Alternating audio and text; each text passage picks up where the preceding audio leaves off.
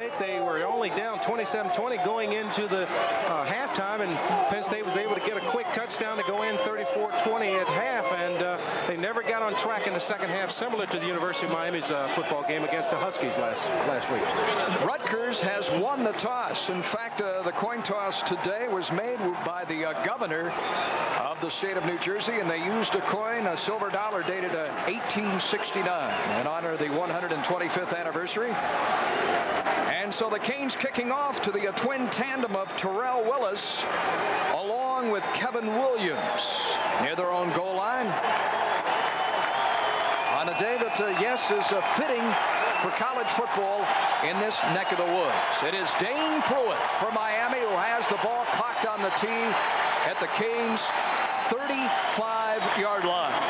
And the junior from Birmingham, Alabama, is all set to put his toe into it. And just as the game begins, this rain, which has been intermittent on this Saturday, stops. It abates a bit. And it may dry out this afternoon. We are underway.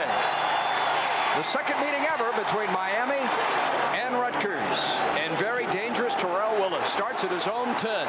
Cuts back to the 20 to 25 and then is taken head on and dropped right there by Corn Francis.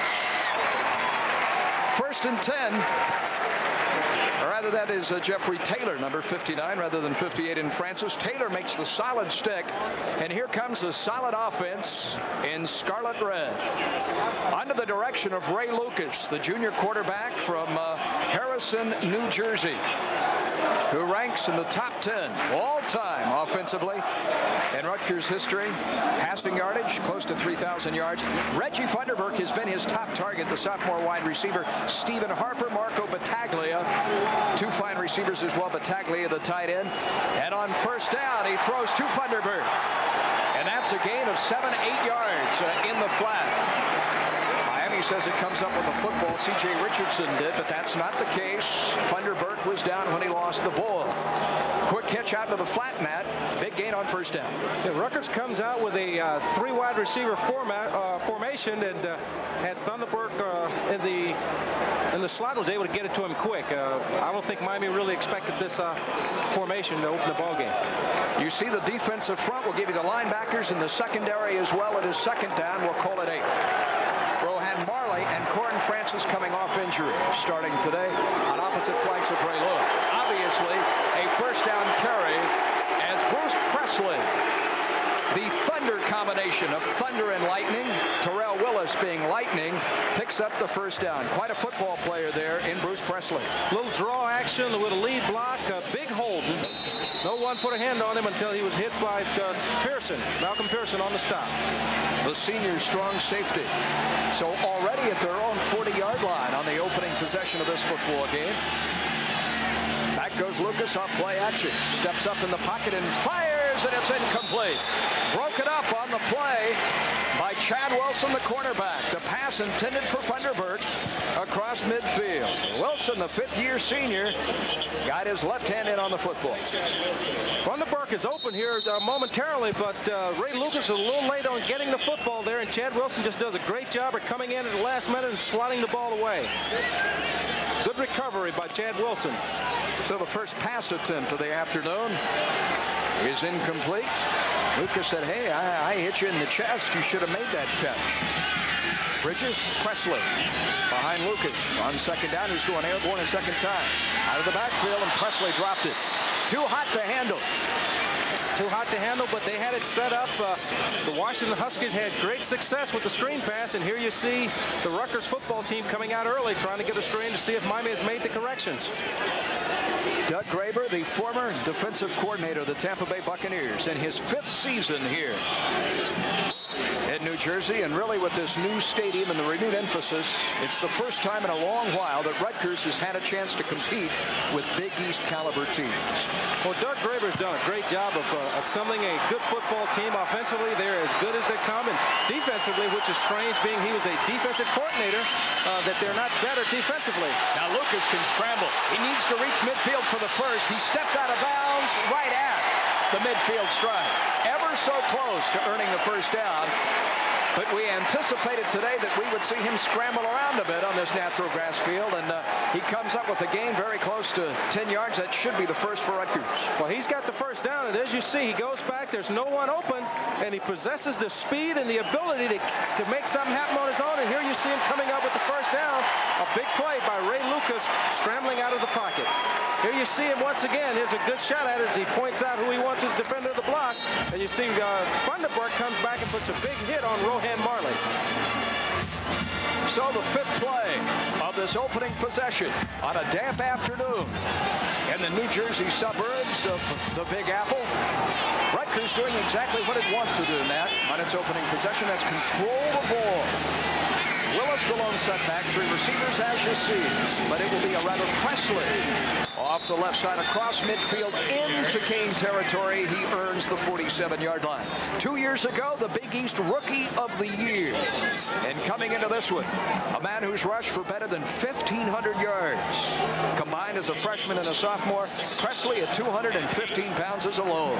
Yeah, here you see the good blocking up front, and this is what they've got. They've got big offensive linemen that will push you back off the ball and give Presley and Willis place to run.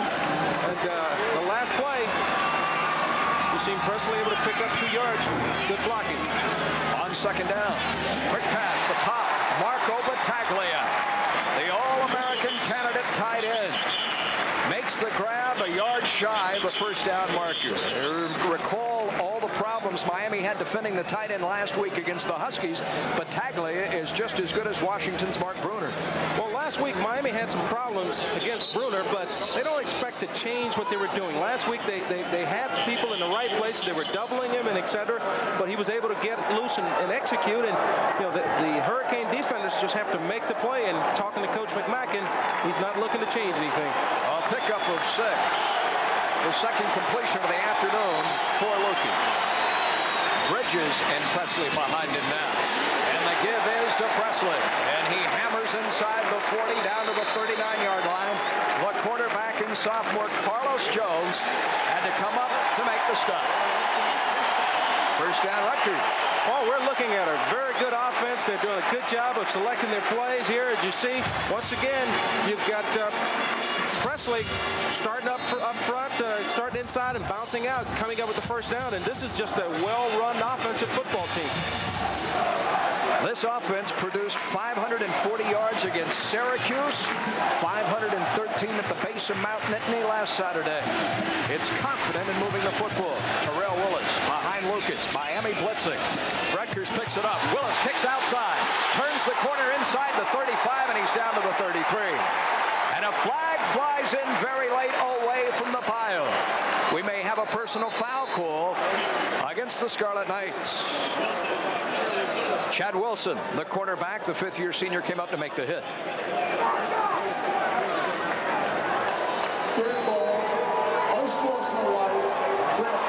It is against Red or Rutgers, says John Smith, the referee, and that's very painful. The first mistake today for Graber's troops. Well, this is what Rutgers cannot afford, is to make the mistakes, especially a dumb mistake of this nature where you Willis has gotten a big run, 7-8 yard gain, and you get an unsportsmanlike penalty for hitting the guy in the back after the play is over. After the play, we have a dead ball, unsportsmanlike offense, 15-yard penalty, third down. So the football is moved from the Miami 32 all the way back to the 48-yard line. That's a big penalty, Paul. Dennis Erickson looking on. Very intense here yesterday, and his team's walk through anything but relaxed. He realized, as did his staff, that he had his hands full today at Rutgers. Well, he comes into a football team that's playing well. They got beat pretty bad against Penn State, but offensively they've got it going, and earlier during the year they played well defensively, and if they can put that defense together today, Miami's in for a dogfight. Freshman Chris Hutton to the bottom of your screen. In the slot, Stephen Harper. Lucas under pressure unloads. Battaglia can get but one hand on the football at the Miami 40-yard line. It's incomplete. And now Rutgers faces third and very long. It needs 19 yards to hold on to the football. Well, he had him open. He just missed him.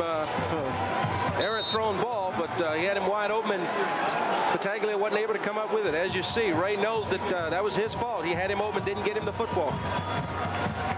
Lucas threw for 240 yards last week and a pair of touchdowns against Penn State.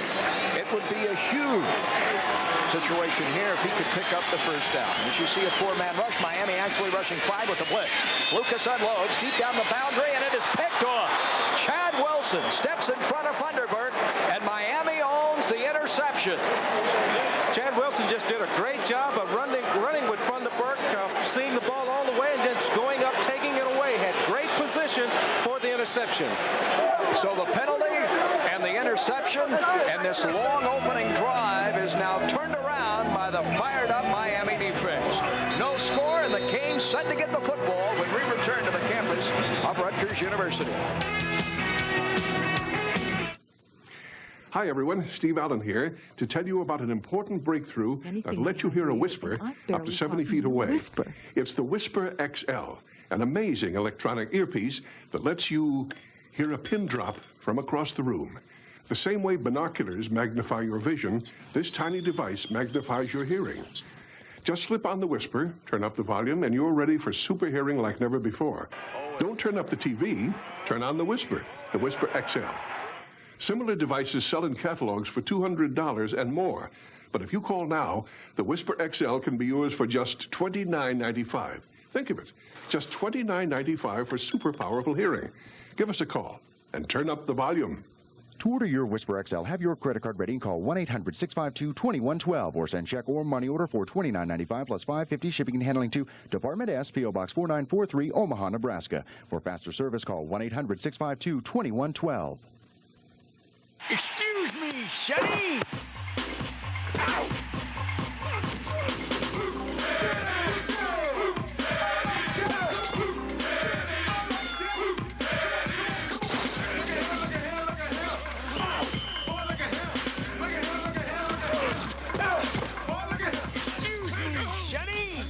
In the NFL, there's only one sports drink, and it's gotta be Gatorade. The Miami defense coming up with the first turnover today, Nat. Here you see good protection, but Miami comes with a little blitz here. And you see Ray Lucas unloading on it, and he just threw it up for grabs. But as you can see, if you look at the top of your screen there, you see Chad Wilson in great position and just goes up and takes the ball away from Funderburk. Excellent play. His first interception of the season, the 5th of the year for the Canes, and from Rutgers' vantage point, it's almost as good as a punt. You have Miami backed up inside its own 20-yard line as Frank Costa and company touch the football for the first time. True, it's almost as good as a punt as we look at the interception here again, but you know, when you get down there and you got 1st and 10 and you run the ball down to the 32-yard line and you give up a senseless penalty that takes you out of field goal position and really stops your drive, and then you end with an interception, that hurts. Chris T. Jones, Jonathan Harris, Jamie German, all flanked to the near side, to the bottom of your picture. Out on first down, here is Stewart, jacked up at the line of scrimmage and driven back. And it's the Floridian Keith Bryant, along with Bob Sneathen, number 89, the senior right end, who teamed to form a wall in red. Scarlet Knights got great penetration at the snap, and as you can see, just Sneathen avoids the block of Dapness, and here comes Bryant, and you know, that's what they'd like to do all day. Absolutely nothing on first down. German and Trent Jones to the bottom of your screen. Chris T. Jones up top. Second down, Stewart behind Frank Costa. The draw, Stewart cuts to his left across the 20, the 25. He's close to the first down. He's got the first down. Miami comes right back with it.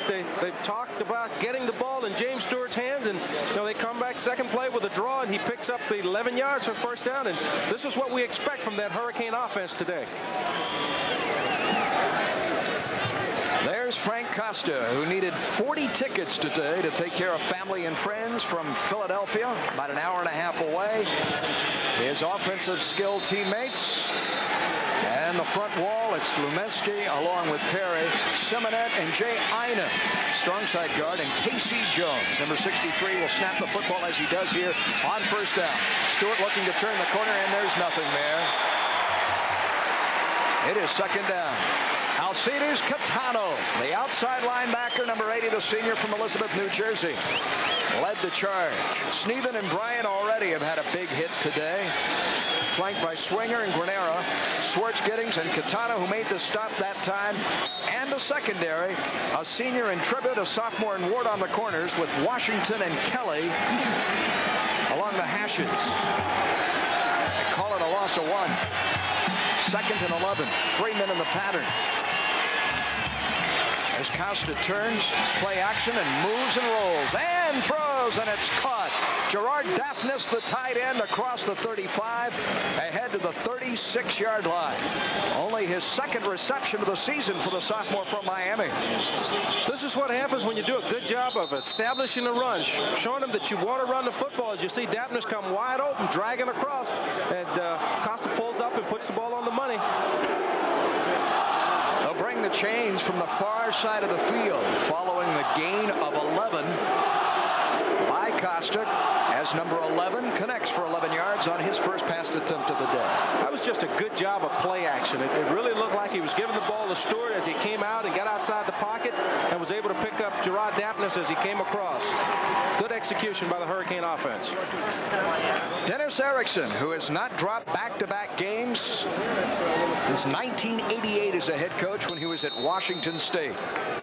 He wants this one badly, seeking his 55th victory.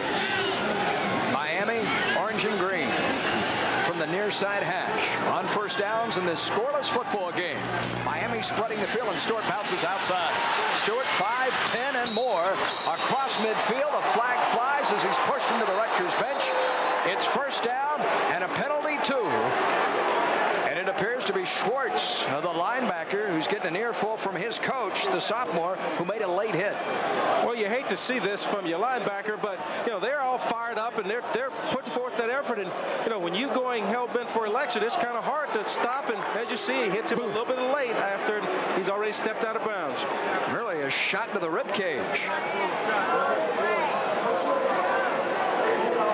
Graber, 15-yard penalty is assessed at the end of the run. First down. He wants aggression, but not like this. Here you see a better shot that Stewart is clearly out of bounds as Schwartz comes in and puts the pop to him, and that hurts your ball club. 2 big penalties, one on offense, one on defense. So Rutgers held the football for 11 plays before stalling, and then the interception. Miami taking over on its own 16. Here comes the 6th play of its first possession of the afternoon. Down to the 30-yard line is Stewart.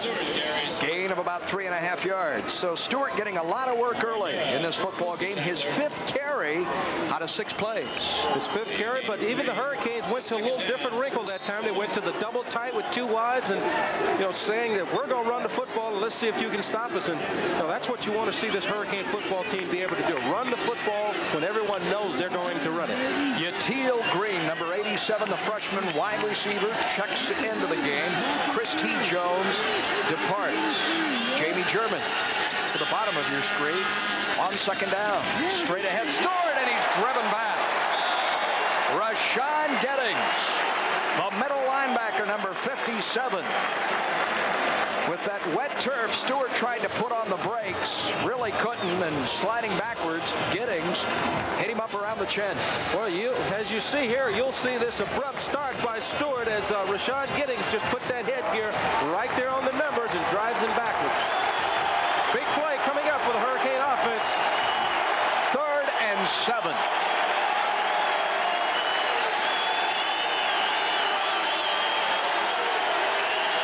Costa going upstairs. Has time.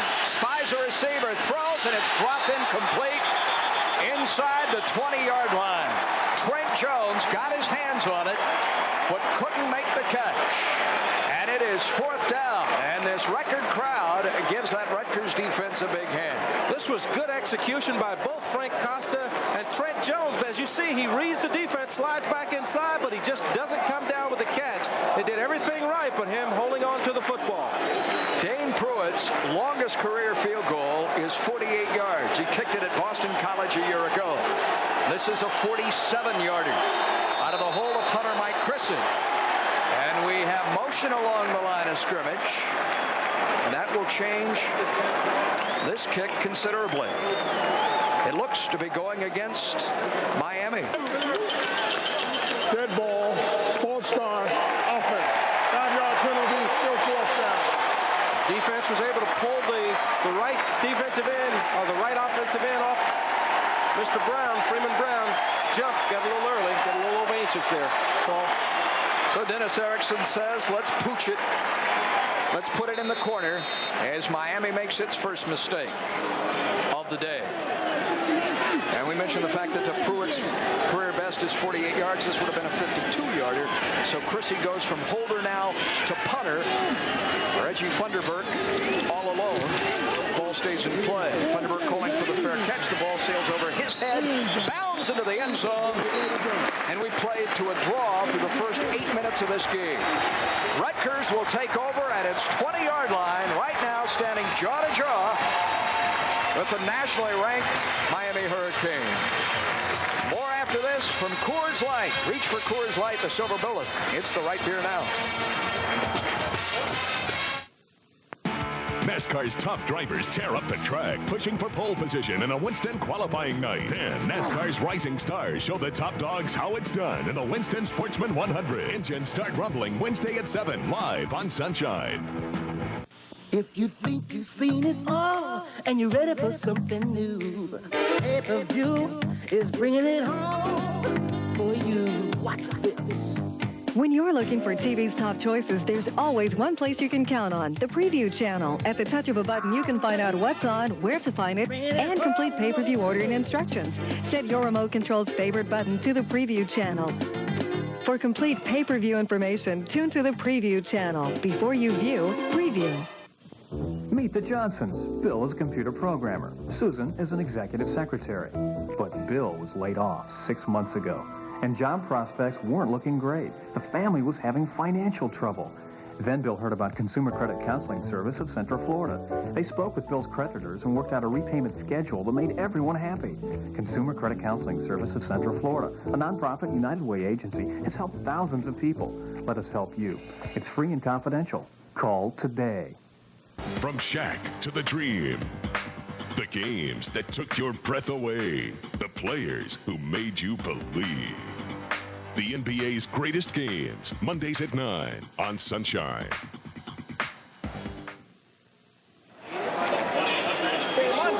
The Miami staff Xing and Oing right now with its offensive unit. Held the ball for 8 plays and unable to convert. The penalty costly there. And Rutgers, who fielded the opening kickoff and owned possession for 11 plays, goes on offense a second time. Lucas throwing on the roll. Has a first down. Diving, Bruce Presley out of the backfield, comes across the 30 and finds the 31. Carlos Jones from the secondary on the corner made the stop, but not before Rutgers picks up another first. Here you see Ray Lucas do a good job of faking the run, and with Kenny Holmes in his face, put the ball on the numbers to Presley, who does a good job of running well after catching the football, dragging defenders for an extra 2 or 3 yards. Here's another look at it as you see him throwing on the run. Lucas with his 3rd completion of the afternoon. That is his longest, 12 yards. And now the draw. Presley shredding tacklers. Running through arms. Ahead across the 35 up to the 37-yard line. Nothing fancy about that. Straight ahead behind his center, John Bleish. The right guard, Chris Kennedy. The right tackle, Robert Barr, who weighs in at 315 pounds.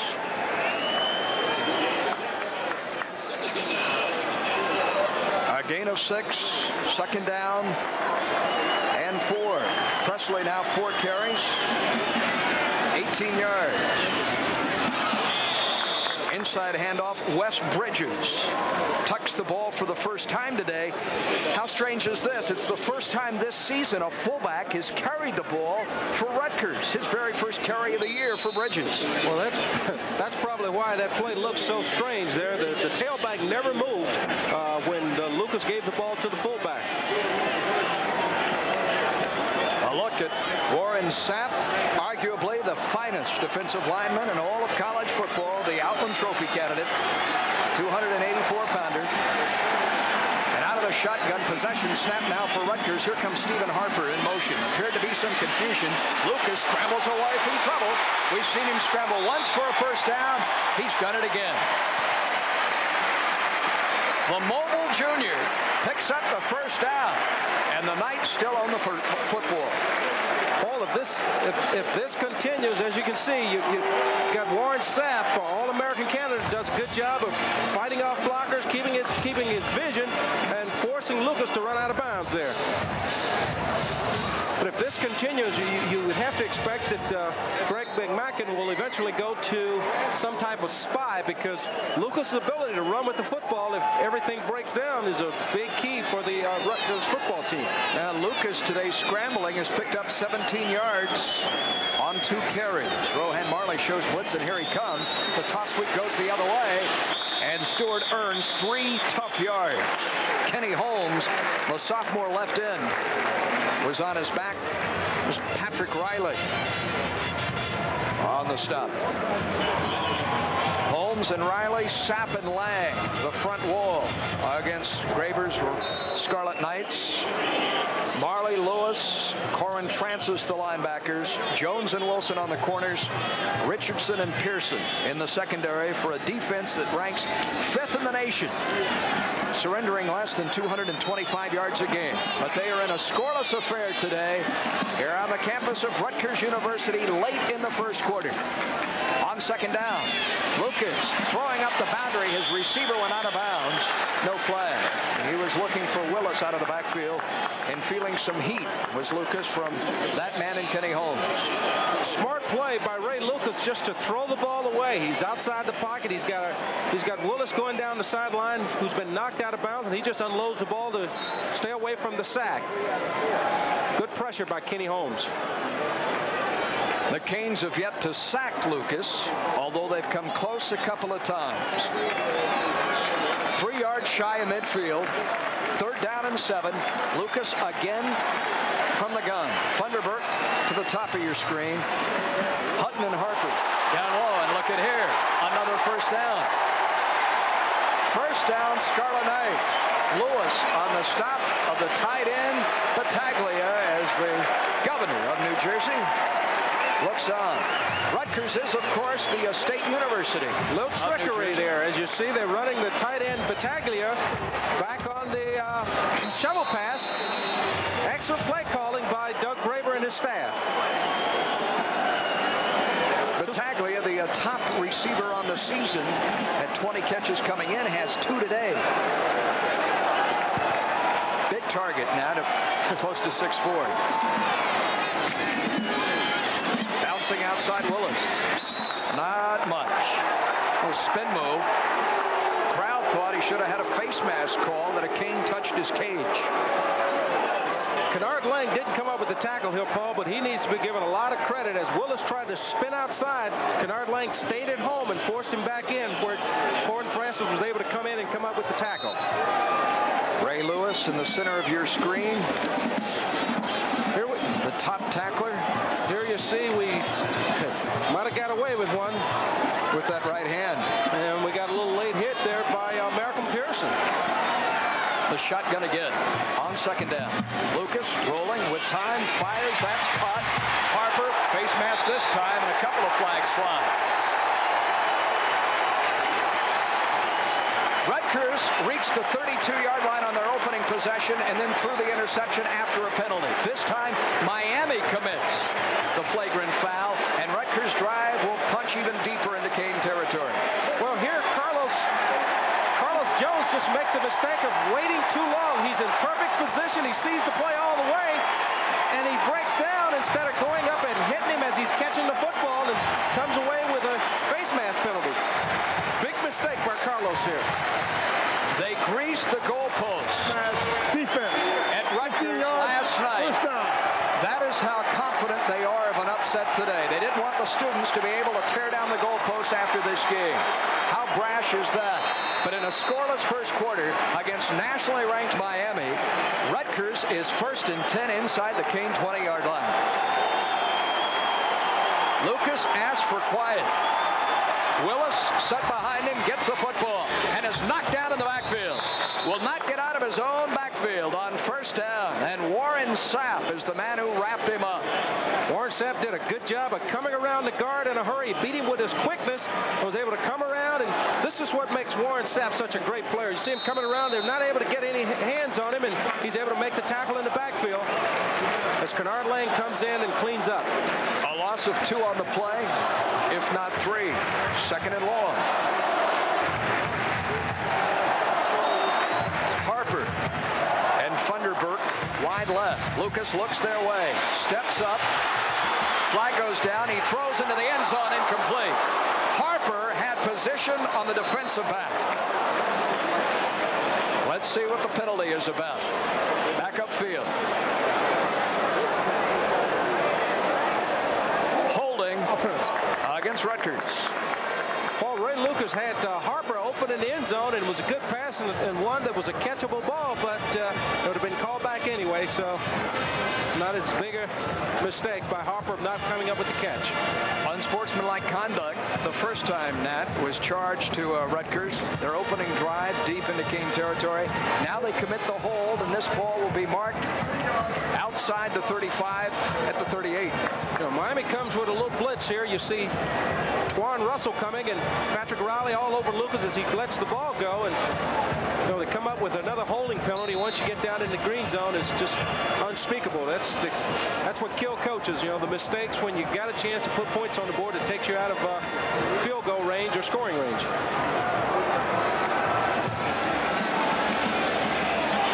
Second down, and look at this. Second down and 30. At the King 37-yard line. Funderburk in motion to the near side left. Lucas keeps it on the ground. Willis juking tacklers inside the 35 to the 32. Ray Lewis, fine inside linebacker, made the stop. So Lewis with the 22 tackles against Washington, 15 against Arizona State. A man who week in and week out turns in double-digit performances. In on the play here, and it's third down approaching for a Rutgers team that in this first quarter is 4 for 4, Nat, converting on third down.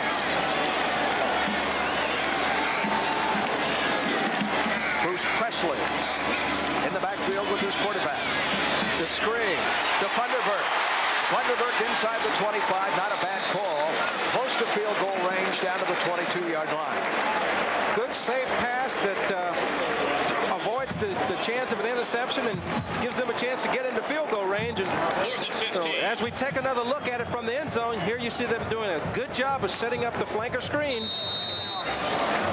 And Ray Lewis stays at home, but a better job of tackling than they did last week against the Washington Huskies.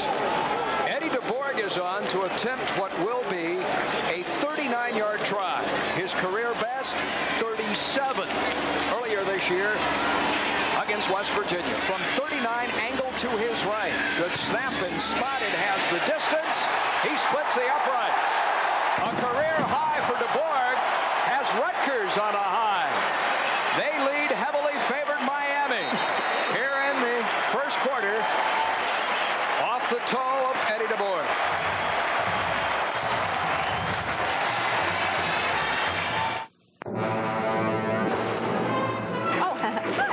Elvira here, finding great horror movies for the Coors Light Flick or Treat giveaway.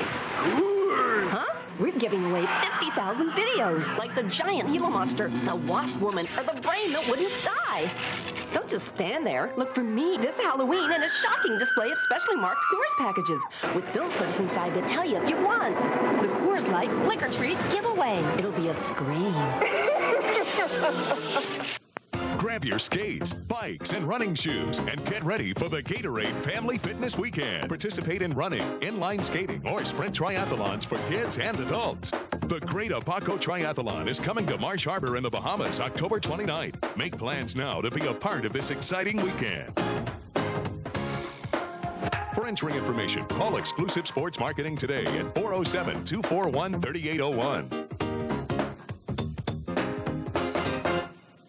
Time for the Great Play of the Week, brought to you by GMAC Financial Services, the Expressway Homes, It's early second quarter, SMU versus UCLA, when quarterback Ramon Flanagan shovels this pass to Jacques Smith. Smith finds a hole and shakes it loose for a 62-yard scamper before he's brought down. It's first and goal Mustangs on the UCLA 4-yard line. This great play of the week has been brought to you by GMAC Financial Services, the expressway home. Welcome back to the Big East for Miami. The students so fired up, they've torn down the railing. Rutgers leading 3-0. Let's check in with Joe Rose down on the sideline. Paul, Coach Erickson talked before the game how important it was to take this Rutgers crowd out early. He told his team in the first quarter, we have to score quickly. It hasn't happened, and this crowd is really into the ball game. This is exactly what they were afraid of. Rutgers now believes they can win this football game. All right, Joe. DeBoard with some confidence and a haircut. For all time, I'd like the RU special, please. That's the kind of haircut you need, Paul. Yeah, I'd look pretty good with that. You'd be big on campus. You see the drive that began following the punt by Miami. Both teams have been touched by critical penalties early in this game. And Rutgers now off the toe of DeBoard has the early lead. Well, you have to like what Rutgers did after getting the penalty that set them back 2nd and 30. They took 2 plays to get in field goal range. They didn't worry about trying to get the first down, trying to get in the end zone. They took 2 low-risk plays that got them in field goal range so they could get on the board early by giving their field goal kicker a chance to put some points on the board. Some brave souls without their sweaters today. It's close to 50 degrees, and that is what happened. You have to be so careful with your enthusiasm and the like that someone is not seriously injured. Big pile up there, though. Joe Kukowski, number 46, handles the kickoff chores for the Knights. And he boots this one deep, and it will be Al Shipman from the 5-yard line for Miami to bring it back. Out to the 20, ahead to the 22, and swarmed under there. Ryan Sheridan for Rutgers made the stop. So Frank Costa takes over for the second time today. He completed but 1 pass on Miami's opening possession when the Canes held onto the football for 8 plays in about 5 minutes of a first quarter clock that has only 68 seconds remaining in it. Down a field goal. German to the far side.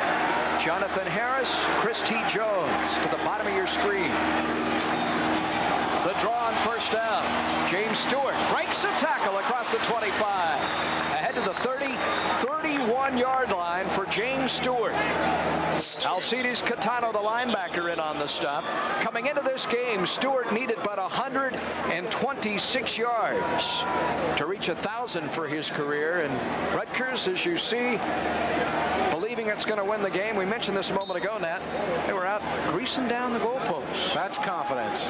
When you start to grease down the goalpost in anticipation of a victory to keep the fans from tearing it down, that says a lot. Sherman falls down. Costa has to keep it. Costa has the first down. Heady play by Frank Costa. A running back, Stewart, slipped, and he improvised, turned it into a first down. Yeah, that's just a good, smart play by Frank Costa, seeing Stewart had slipped and just getting as much as he can and getting out of bounds without taking a hit. First down for the Hurricanes, trailing 3-0.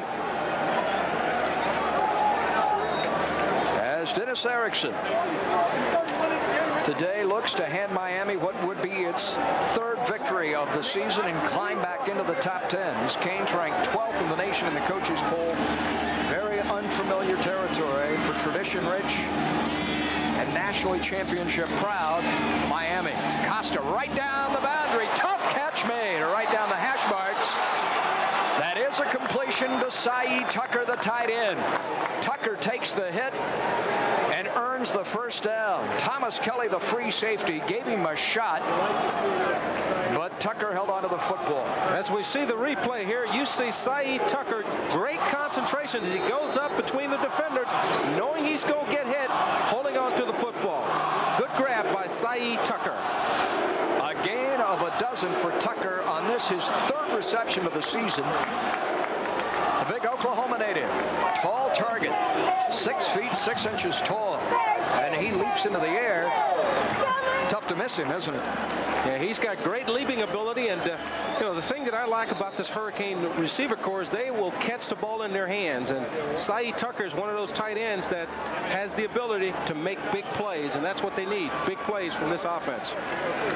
The referee and James Brown over to talk to members of the security staff at the far end of the field.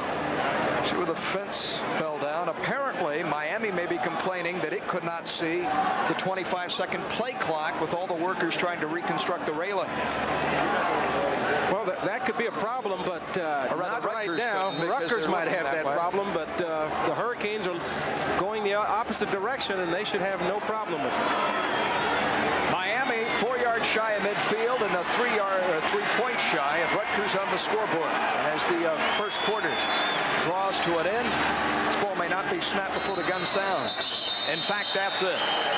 The first quarter is history, and in this, the 125th anniversary game, the first 15 minutes of this contest belong to the Scarlet Knights. Our second quarter set to unfold when we return on the banks of Rutgers after this commercial message. If you'd like to lose weight once and for all, here's good news. I'm Ann Fletcher. As a professional nutritionist, I've studied hundreds of people who have lost weight and kept it off for 5, 10, 20 years and more. Their inspirational real-life stories are all in my new book, Thin for Life. Learn the 10 keys to mastering your own weight, the hard-earned secrets of people who are living proof that you can lose weight for good. Thin for Life can help you stay thin permanently, without pills or potions, without becoming an exercise fanatic, or giving up good, satisfying food. If you've tried and tried to lose weight only to gain it back, Thin for Life can change your life once and for all. Order Thin for Life at the direct from publisher price of just $19.95 plus shipping and handling. Call 1-800-652-1212. Order now and receive the Simply Healthful Cookbook full of delicious low-fat recipes absolutely free. Call now 1-800-652-1212. It's a test of nerves, a play for perfection. The right combination can make you #1. Game, set, match. The ball, deceptive in flight, destructive with speed. Out of control, it will crush you. Faster, it will make you #1. Prime Tennis. Game, set, match on Sunshine.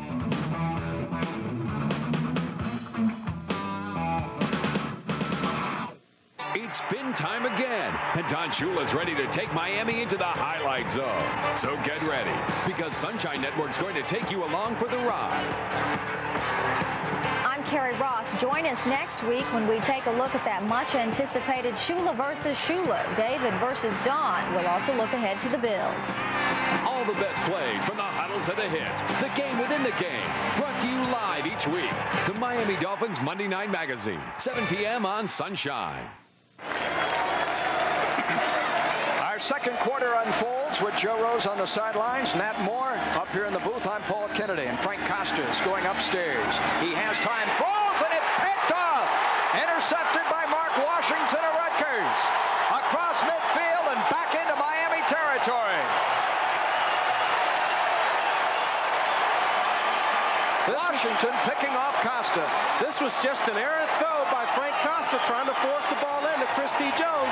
They had a zone defense, surrounded him, and Washington just did a good job of reacting and breaking on the football. Well, you had Washington beating Miami last week. Here you have Mark Washington beating him on that play. Miami shut out in a first quarter for the first time this season, and this its first Big East game of the year. And Lucas is going upstairs, chased out of the pocket. He throws it to the sideline and just throws it away. Miami was coming.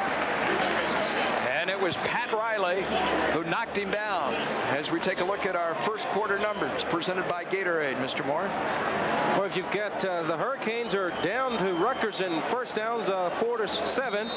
Passing yardage, Rutgers is ahead.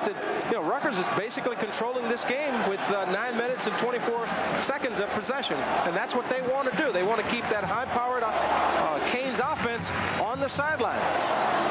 Miami Miami had won 12 consecutive games against Big East opponents since the league was formed in 1991, but it dropped its last Big East game, you recall, the season finale last year to West Virginia. Here comes Bruce Presley. Maybe a yard. Tough running there. Corin Francis, who today gets the start. He missed the Washington game, had the knee problem. He's back in there, and he makes the play. Does a good job of just sifting through the hole and stopping Bruce Presley before he gets started upfield. Rutgers has been successful early today, converting on third down. Facing the likes of Kenny Holmes, Riley, Sapp, Lang, and the like. One of the top defenses in America. Let's see what they do on 3rd and 9. Lucas rolling against the grain. Unloading, he has Harper, and Harper is brought down shy of the first down at the 42. Stephen Harper, the redshirt freshman, made the catch, but is run out of bounds. And the punting unit is going to come on for Rutgers. Carlos Jones, who's been active today from the secondary, is the man who ran him into the sideline. And Jamie German should get a chance to field this punt by Jared Sloven. Sloven averages about 38 yards per kick. Wants to hang this one high. Right up the chute. German calls for and makes the fair catch at his 13-yard line. Nice punt by Slovan. Miami has the football, but it's back inside its own 15-yard line. A pause in the action, and we'll return as well in a moment. Stay back at 45, all right? Step out of here. When tracking college football, keep your eye on the Hurricanes. The experts agree. Thompson newspapers say they're loaded with talent. Street and Smiths calls them a title contender. Miami should reassert its superiority this year.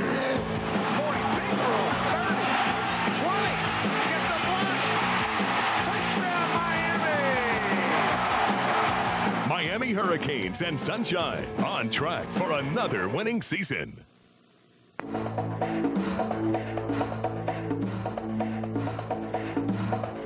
It's time to jam. Can you dig it?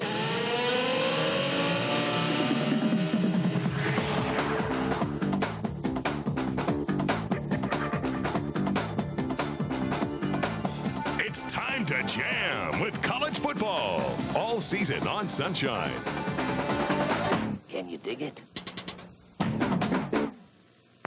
NASCAR's top drivers tear up the track, pushing for pole position in a Winston qualifying night. Then, NASCAR's rising stars show the top dogs how it's done in the Winston Sportsman 100. Engines start rumbling Wednesday at 7, live on Sunshine.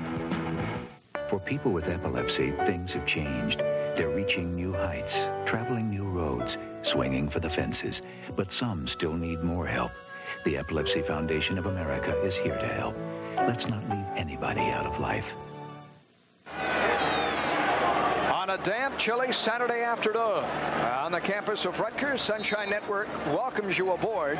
The difference in this football game, the 39-yard field goal by Eddie DeBoer. The numbers on Lucas and Costa thus far coming into this game nearly identical. Touchdowns and interceptions. Costa, who hands it here to Stewart, bouncing outside. Stewart fighting across the 20, out to the 21. Good run. Catano, the linebacker. Thomas Kelly, the free safety, made the stop. Costa has completed in that only 2 passes and better than a quarter of football. Stewart, on the other hand, has carried the ball 8 times today. Well, Miami came into the ball game not wanting to throw the football much, and it's very evident with how many times Stewart has carried the football. As long as Stewart can run the football, Miami has a chance of being successful. If they have to throw it all day, you can expect the Rutgers defense to come after it. Stewart with 45 yards rushing thus far. Second and short for Costa. Stewart to the right side. Stewart hit hard at the 25, but that's good enough for the first down. Catano, the linebacker from Elizabeth, New Jersey. 16 solo tackles on the year and had a solo stop there. And you see Stewart credited with 100 107 yards rushing against Rutgers in the Miami win of a season ago. That was a game Frank Costa did not start. He was benched. It was Ryan Collins who got the start after the Canes had been upended by Florida State. Today, despite the Washington setback, Costa is back in there, and Stewart's rammed right back into the middle. Rashad Swinger, the left defensive tackle, the sophomore, number 99 in the program, made the tackle. What we're seeing here, as you see Stewart coming up in the middle, is that Miami is committed to running the football today, and they're going to give Stewart every shot there is to have a big day. And if they keep giving it to him in the fourth quarter, this will pay off as they start to wear down that defensive line of the Rutgers Scarlet Knights. Jamie German along with Lamont Kane, wide left. Play action. Costa, here comes the heat. Down he goes. Sacked for the first time. And it's the top sack man for Rutgers, and Bob Sneathen with his 13th career quarterback sack. He is their top pass rusher, and here's why. Right, here you see him at the top of the screen as he beats the block of the tight end, and then he out-quicks Perry to get in on the sack. He's just using his quickness, a good arm-over technique, and you see the defensive end from the other side, Kenard, as he's coming in as well. That's a loss of 7 on the play, and the crowd is into it now. On 3rd and 17 for Frank Costa. 3 receivers to the left, a pair to the right, 5 in the pattern. Costa being chased. Costa fires upfield. Christy Jones, first down, midfield. Jones may go the distance. Count them off. 10, 5, touchdown Hurricanes. Great execution. Good job by Frank Costa of picking out his star receiver, his favorite receiver, Christy Jones, as he crosses the middle on a square end, and then great blocking downfield by the other receivers to get him into the end zone. Fantastic execution. As we look at the ISO, here's Christy Jones running a good square end as you see Jamie German clearing out. There's a big hole in the middle of the field, and now watch the run after the catch. There's just no way you're going to catch this guy with the great speed of that Miami receiver core. There you see Jamie German coming back and peeling off, making a good block to get him into the end zone. Number 85 on a touchdown play. It covers 82 yards. The extra point is good. We'll also have a roughing the kicker. Dane Pruitt was flattened after he booted it through. So Costa quiets this crowd, and I bet you a number of critics back home, as on 3rd down, 82 yards, the distance Costa to Christy Jones, and it's Miami's longest pass play of the season. Well, Miami's had tremendous success all year there, Paul, with completions of 50 yards or more in at least every ball game. And here you see Frank Costas to Christy Jones, 85-yard touchdown. And this record crowd of more than 40,000 has gone stonily quiet. Running into the kicker, defense, the penalty will be assessed on a kickoff touchdown. In each of its first 3 games, Costa and company had produced touchdowns of 50 yards or longer. They do it for the 4th straight game today, and it's a big one.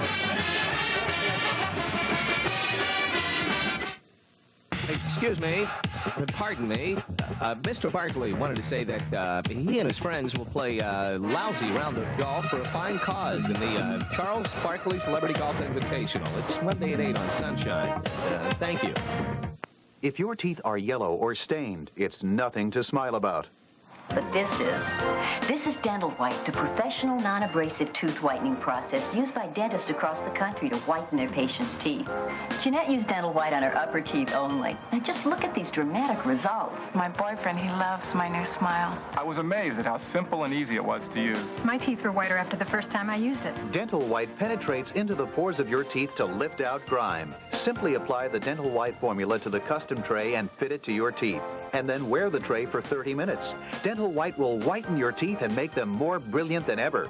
Call now and you'll get a double-sized bottle of Dental White, 2 sets of custom trays, and easy-to-follow instructions, all for just $19.95. Have your credit card ready and call 1-800-652-2112 or send check or money order for $19.95 plus $4.50 shipping and handling to Dental White, Department S, P.O. Box 4943, Omaha, Nebraska 68104.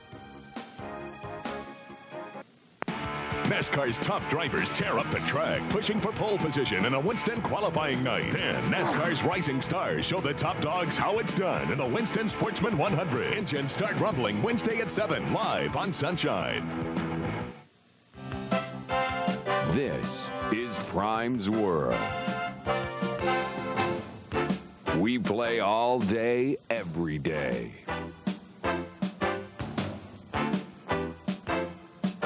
We play the zones. We play the cuts.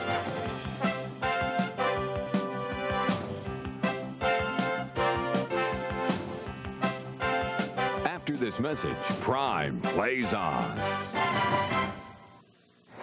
Blindfolded Dan is trying to guess what car we got here, which for you folks watching at home is the Eagle Talon. This is dual airbags. These are leather trim seats. I feel a CD player, 300ZX. Oh, keep trying, Dan. Dan is trying to identify this new sports coupe. Toyota Supra. From Chrysler's newest brand. Forget Supra. I feel a Lexus SC 300. It's an Eagle Talon, Dan. Right. Okay, just give me a little Test drive a Talon at your Jeep and Eagle dealer or call us. 6:50 to go in the period, and here is Newmark on a breakaway. Moving in. Scores!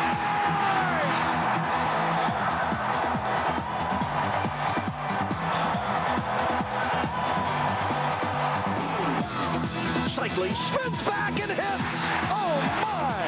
Ahead to AB. He's got Jack. Oh,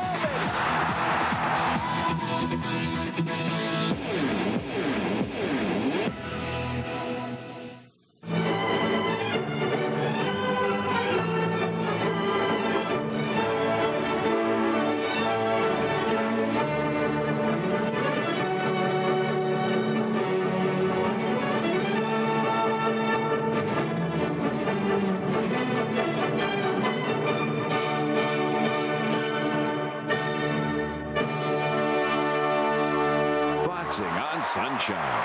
It's music to your eyes. Joe Rose, Nat Moore, yours truly, Paul Kennedy. Today on the campus of Rutgers University, John Woo, our producer-director. Delighted to be bringing you this, the 125th anniversary game, as recognized by the College Football Foundation's Hall of Fame, in honor of Princeton and Rutgers playing in 1869. You see the situation facing the Canes. German and Chris T. Jones, the two wide receivers. The snap by the center in K.C. Jones, trying to catch Rutgers across the line of scrimmage. I don't think he did. His quarterback, Costa, dropped the ball, had to pick it up, falls forward for a yard. It's second down. That'll bring a frown to the face of a head coach, won't it? Yeah, that... You always want to try and catch the defense offside, but if your quarterback's not ready, you can have a play where you drop the ball and the officials don't call it. You could end up with first down going the other way if Rutgers recovers. German Very dangerous replaced, play. Pardon me, Nat, by the senior A.C. Tellison. Top of your screen. Inside handoff to the workhorse in Stewart. The junior James Stewart, coming close to 1,000 career yards, carries for, look at this, the 11th time in the first half alone. Well, I think they made an adjustment. I think Larry Jones is now in the ball game, giving Stewart a break. You're right. He's another one of those great backs. They've got 4 real good backs that every team in the country would love to have. Jones, number 23, the senior from Gainesville, carries here for the first time today.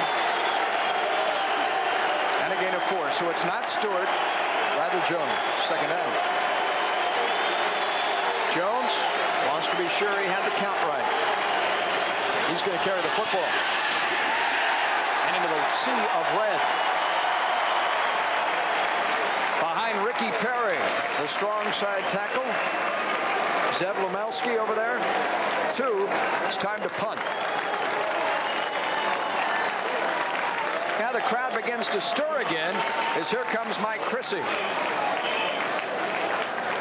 The kick to Reggie Funderburk, the sophomore from Hyattsville. A 10-man rush for Rutgers. A flag down, and the kick will be brought back.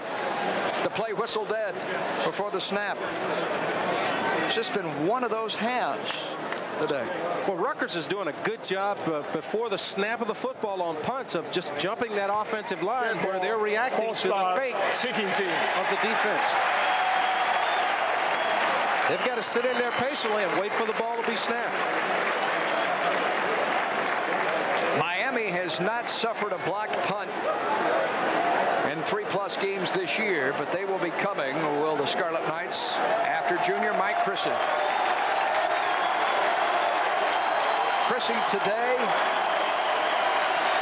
one punt of 35 yards out of his own end zone. He gets it away. This is Funderburk, who lets it bound, and it rolls to the 44-yard line, but Rutgers will take over inside Miami territory. Despite a solid punt by Chrissy. Dennis Erickson trying to get his troops fired up. Their lead precarious.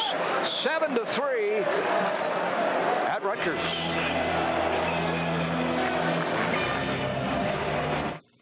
I'm Kyle Petty. Hey, with Kendall Oil, you don't need a race car to win. Just enter Kendall's fall sweepstakes.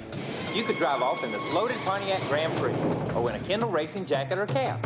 And that's not all. You can get double mail-in rebates on Kendall's Superb 100 and GT1. That's up to $8 off 2 cases of Kendall. Heck, with a sweepstakes and double rebate, you can drive the speed limit and still win. Kendall Motor Oil. Hey, man, buy it at these locations. When I played basketball, I always wanted the ball. And I got it where it should go. And I always drank Gatorade, because nothing's better. Now I'm playing baseball. I still drink Gatorade. I still want the ball. I still know where it should go. And sooner or later, I'm going to get it there. I hope. It's got to be Gatorade. Hi, I'm Dennis Erickson of the University of Miami. I'm Norm Tripp from Alamo Rent-A-Car. Join us for a day of golf at Arvida's Western Hills Golf and Country Club in the 2nd Annual Alamo Golf Classic. Alamo Rent-A-Car is committed to educational endeavors in South Florida and is proud to sponsor this event. And all benefits go to the University of Miami Athletic Scholarship Fund. We'll tee off at 12:30 on Monday, January 23rd. Hope to see you there. Looking for a few scares this October? Well, check out Sunshine's October lineup. The Lightning and Panthers pull out their blades and carve up the ice. Chilling. The Hurricanes and Seminoles won't have trouble scaring up some points or hits. And the Magic and Heat will give you a trick and a treat. Yikes! Still looking for some chills? Well, tune in to Sunshine this October.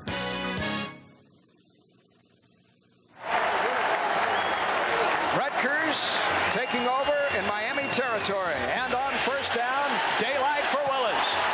With the flag down behind him, though, Willis has a gain of 8 yards down to the 36-yard line.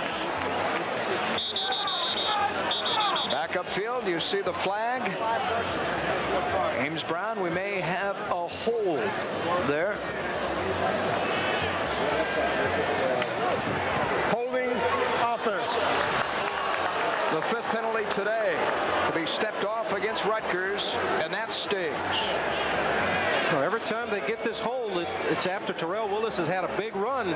As you can see, as Terrell heads out to his left, he's got Teron Russell one-on-one, and he just uses that speed. He picks up 7-8 yards and before he's knocked out of bounds by Malcolm Pearson, but all for naught. Then you've got a holding penalty once again.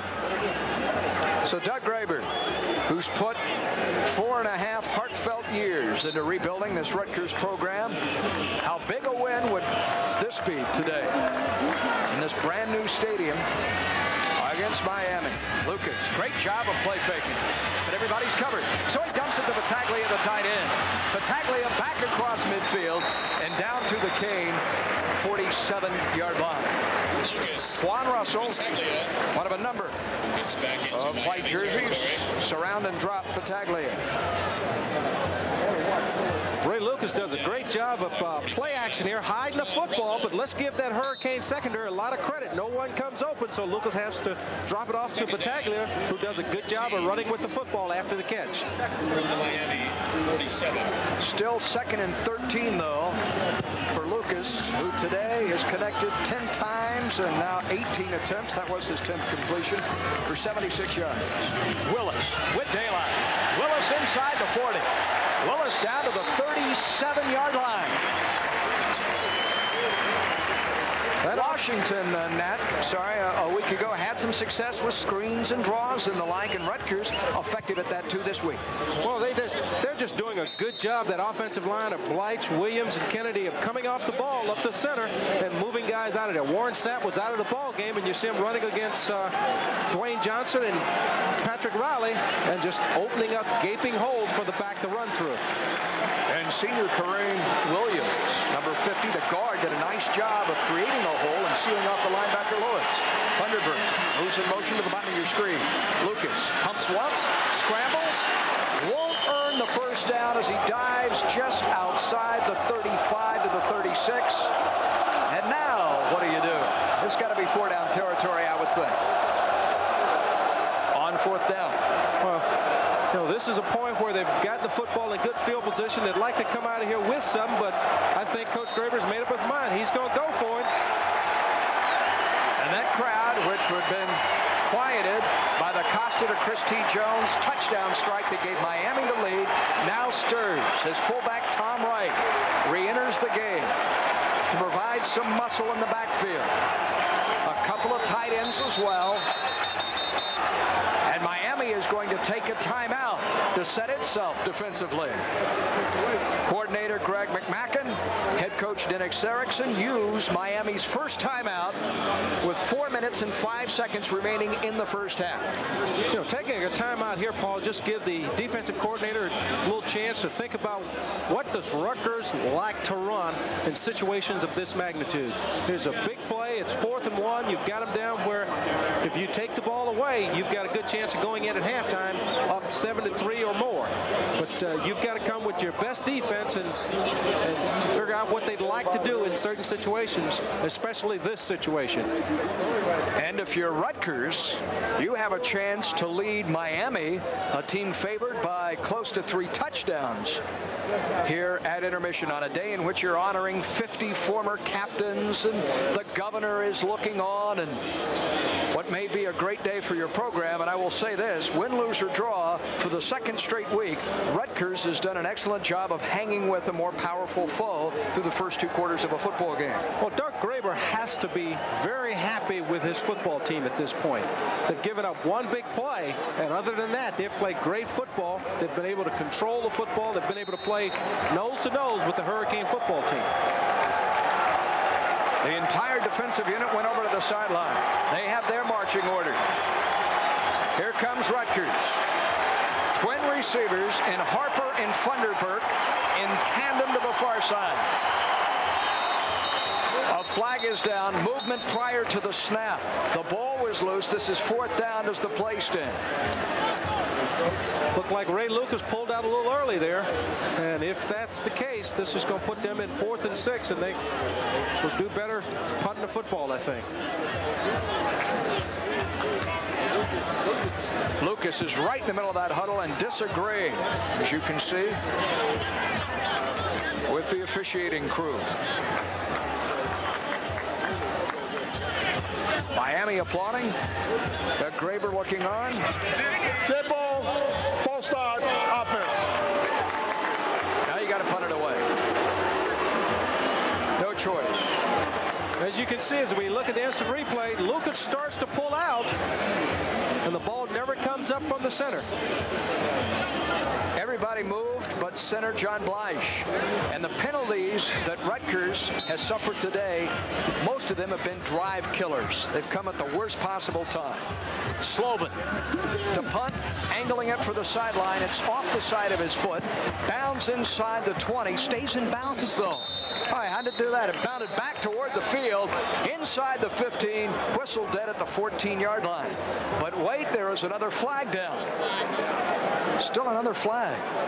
Rutgers has been whistled 6 times, Miami 4 times in the first half. Holding receiving team. Well, we've been through this once. When he says receiving team, that is after the exchange of possession. So Miami will start even deeper back toward its own goal line with less than 4 minutes remaining. It is a post-possession infraction. Or is it pre-possession? Pre-possession means Rutgers owns the football. Post-possession means it's Miami's ball. And the way they're stepping it off, it's first and 10 Rutgers. The 10-yard penalty is assessed from the previous spot. It will give them a first down. Big penalty there. They're deep into the rule book today in the first half. Let's take a good look at Kenard here as he throws down the Scarlet defender prior to the kick of the football. On first down, fumble! Miami owns the football. Warren Sapp picks it up. Warren Sapp back across midfield, tackled by Lucas. The Scarlet Knights have turned it over, and now flags fly as Battaglia shoves a Miami Hurricane. He shoved Malcolm Pearson after the play was whistled in. Here you see Willis never really gets the football. It comes off his pads, and Warren Sapp, ever in the backfield, sees it, picks it up, and he shows you his fullback and tight end ability as he runs with the football. And to compound the error, Battaglia comes in and hits Malcolm Pearson after the play. Late hit Rutgers. The 15-yard penalty will be assessed from the end of the play, first down. It is penalty marred now, and Battaglia, the All-American candidate, walked over and shoved Malcolm Pearson of Miami after the play was over. You may see it here following the tackle. As you look at Warren Sapp, you know, he's like a big fullback just running as Ray Lucas brings him down. As there's there, well, we don't get a look at it there. I thought we'd get a look at Battaglia coming in, hitting Pearson there at the end. No, it happened after that. And this play could very well turn the whole game around. Warren Sapp, after the bad handoff to Willis, rumbles into Rutgers territory, and then frustrated, the Scarlet Knights commit the major penalty. Costa handing to Stewart, who lowers his head and is dropped in his tracks. There was no running room on the right side. Rutgers is doing a good job of cheating the linebackers up, and the safety washing him up into the gap so that there's no running room, and you know, Miami might have to throw the football a little bit more just to open it up. 3.5 minutes to go as Washington all fired up. He has an interception today. Jamie German to the bottom of your screen. Trent Jones up top along with Chris T. Jones. Keeping up with the Joneses. Chris T. caught out of bounds. First down. Trent and Chris T. working the right side, and Costa is right on the money. You couldn't have thrown that ball any better than that. That was just a great timing play by Costa to Jones, and you can tell they've worked together quite a bit because this ball is in the air before Chris Jones comes out of his break. Good throw and catch. The net gain is of 17 yards. Do you see pressure as Costa has to release the ball early, but he knows where Chris T. Jones is going to make his break.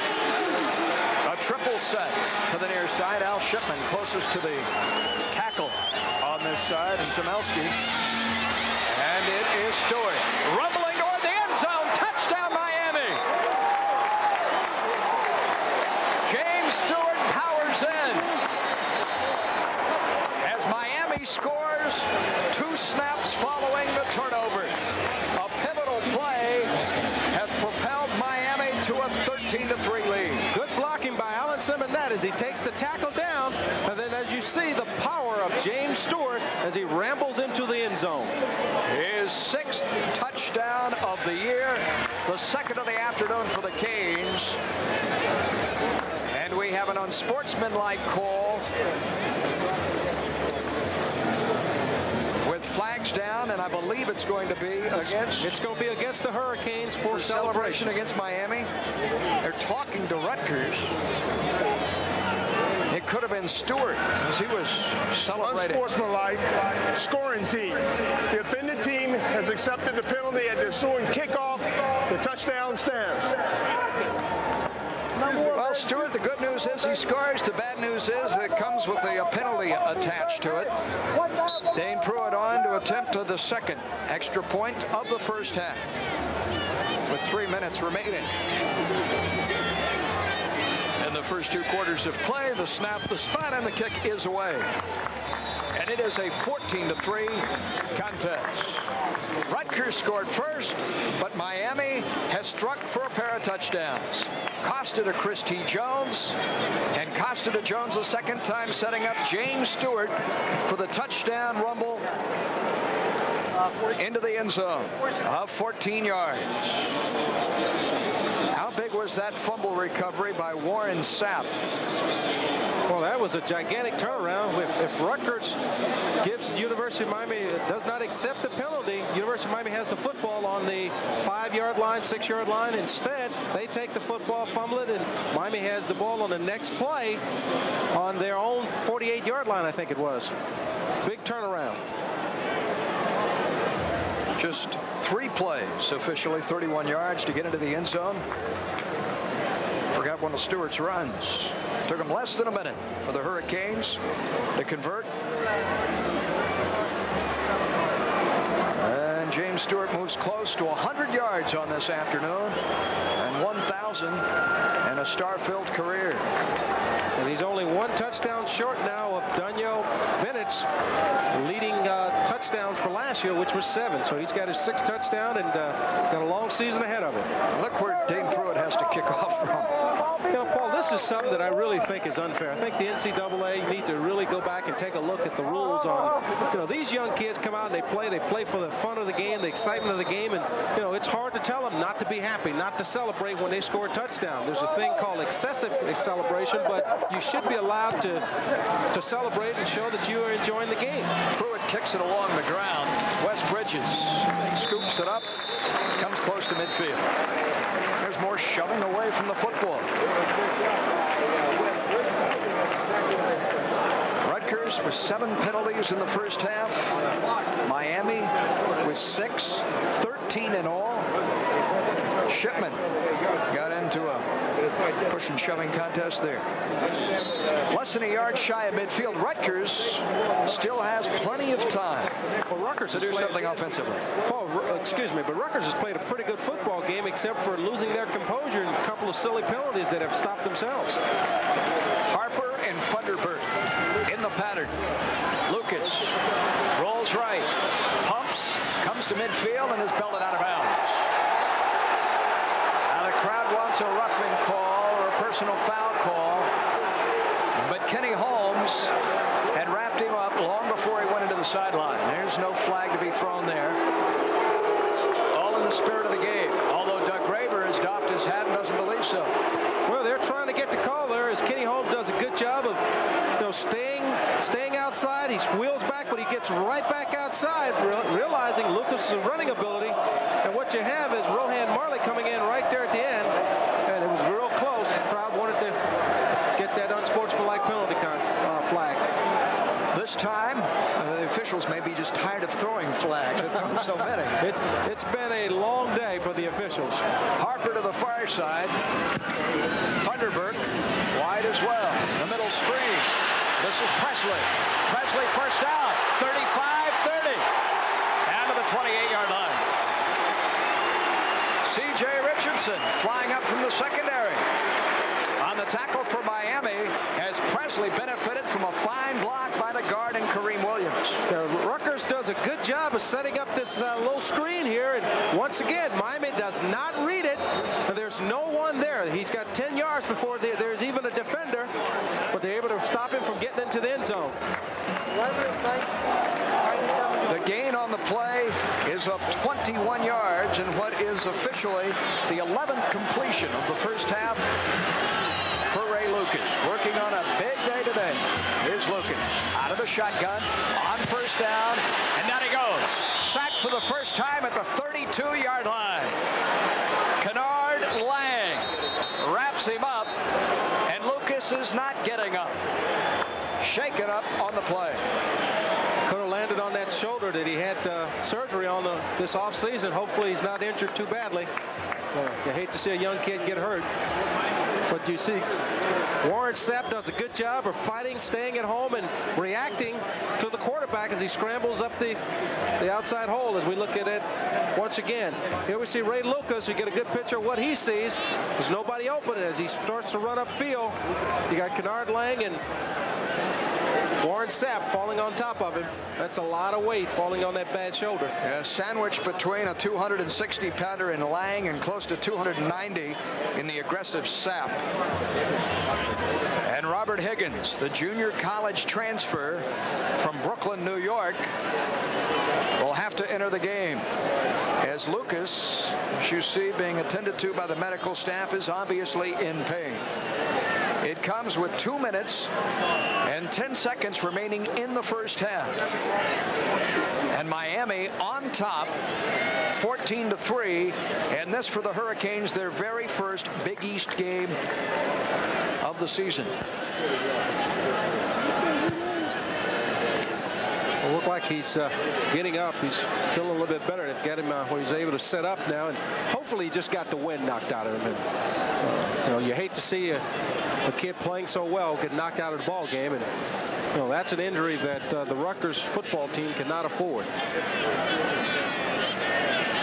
And Lucas, with his scrambling ability, shy of the sack, had run for 32 yards, just scrambling about to pick up about 3 first downs. Had also thrown for close to 100 yards on 11 completions.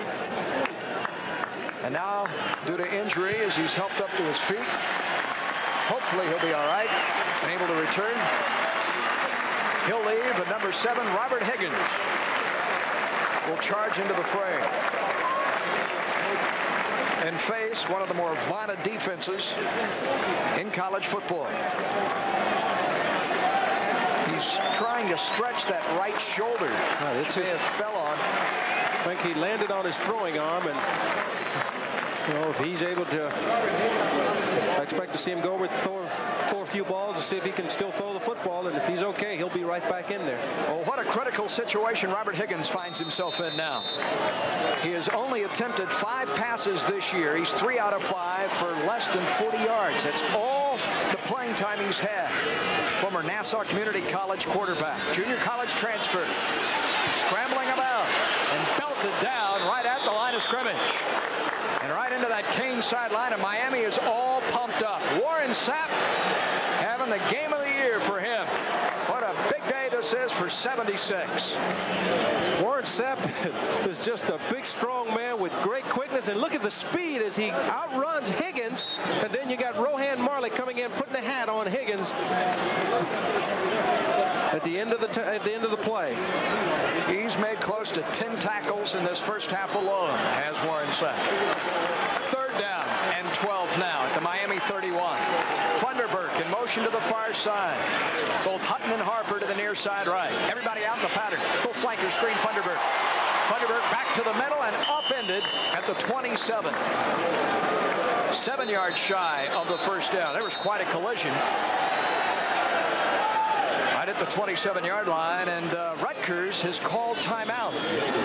Rutgers burns the second of 3 with 63 seconds to go. Well, they've got a choice. They can either go for it and try and pick up the first down and go in, or you know, they could go ahead and try and add 3 points here, and you know, it's a good time to stop the clock and think about it. I'll tell you what's interesting, Paul, is as we look at the Rutgers football team, they're throwing several different screens at this Hurricane football team, taking advantage of their rushing ability, how they like to get to the quarterback with the zone defense where everybody's dropping deep and giving guys plenty of room to run. As you see, they came back with a flanker screen. They've shown the fullback screen, tailback screen. I tell you, until Miami stops them, and they're going to keep screening. That's a good call against a very aggressive defense.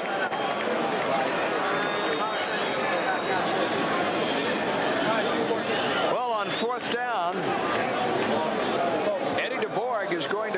on an attempt, but would be his second field goal of the afternoon. He opened our scoring today against Miami with what was a career best 39-yarder. And here will attempt what appears to be a 44-yard effort. And this is a good decision, Paul, because you'd like to go in at halftime with something for all the hard work. You've got 3 points on the board. You scored first. Now you've got 14 unanswered points. And if you could put 3 on the scoreboard to build on for the second half, it gives you a lot of positives to work from. From 44, he did not hit it well. And it's well shy and left. And Rutgers comes up empty. Miami is held as DeBorg misfires from 44 yards out, and the kick really never had a chance. And the score remains the Canes 14-3. Another look at not the tattoo, but rather the hold here by Robert Higgins. It looked like he never really got the ball down in a hurry. The kick was low, could have been blocked. They're fortunate that it wasn't blocked. Well, in the young history of this stadium, only 3 games old, Frank Costa owns the longest touchdown pass in it, 82 yards. Here he's going to be sacked the second time. Taken down by Rashad Swinger, the defensive tackle, number 99. Credit that sack to Costa. He had James Stewart open. He held on to the ball too long. He's looking downfield, and he's got to unload the football. You've got to have a clock in your head letting you know that you've only got so long that the offenders are going to be able to protect you. He just held on to the football too long there. Came through Zev Lemelski. Here's another look at it.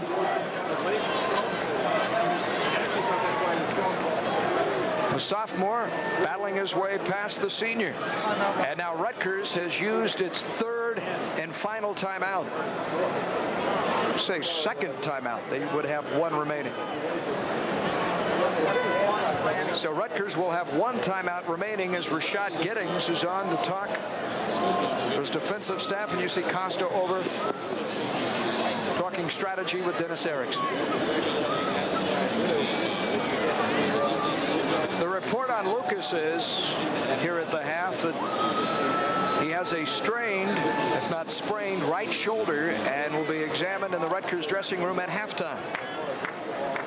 And that was, as you pointed out, Nat, a shoulder that was operated on in January, and it caused him to miss spring practice.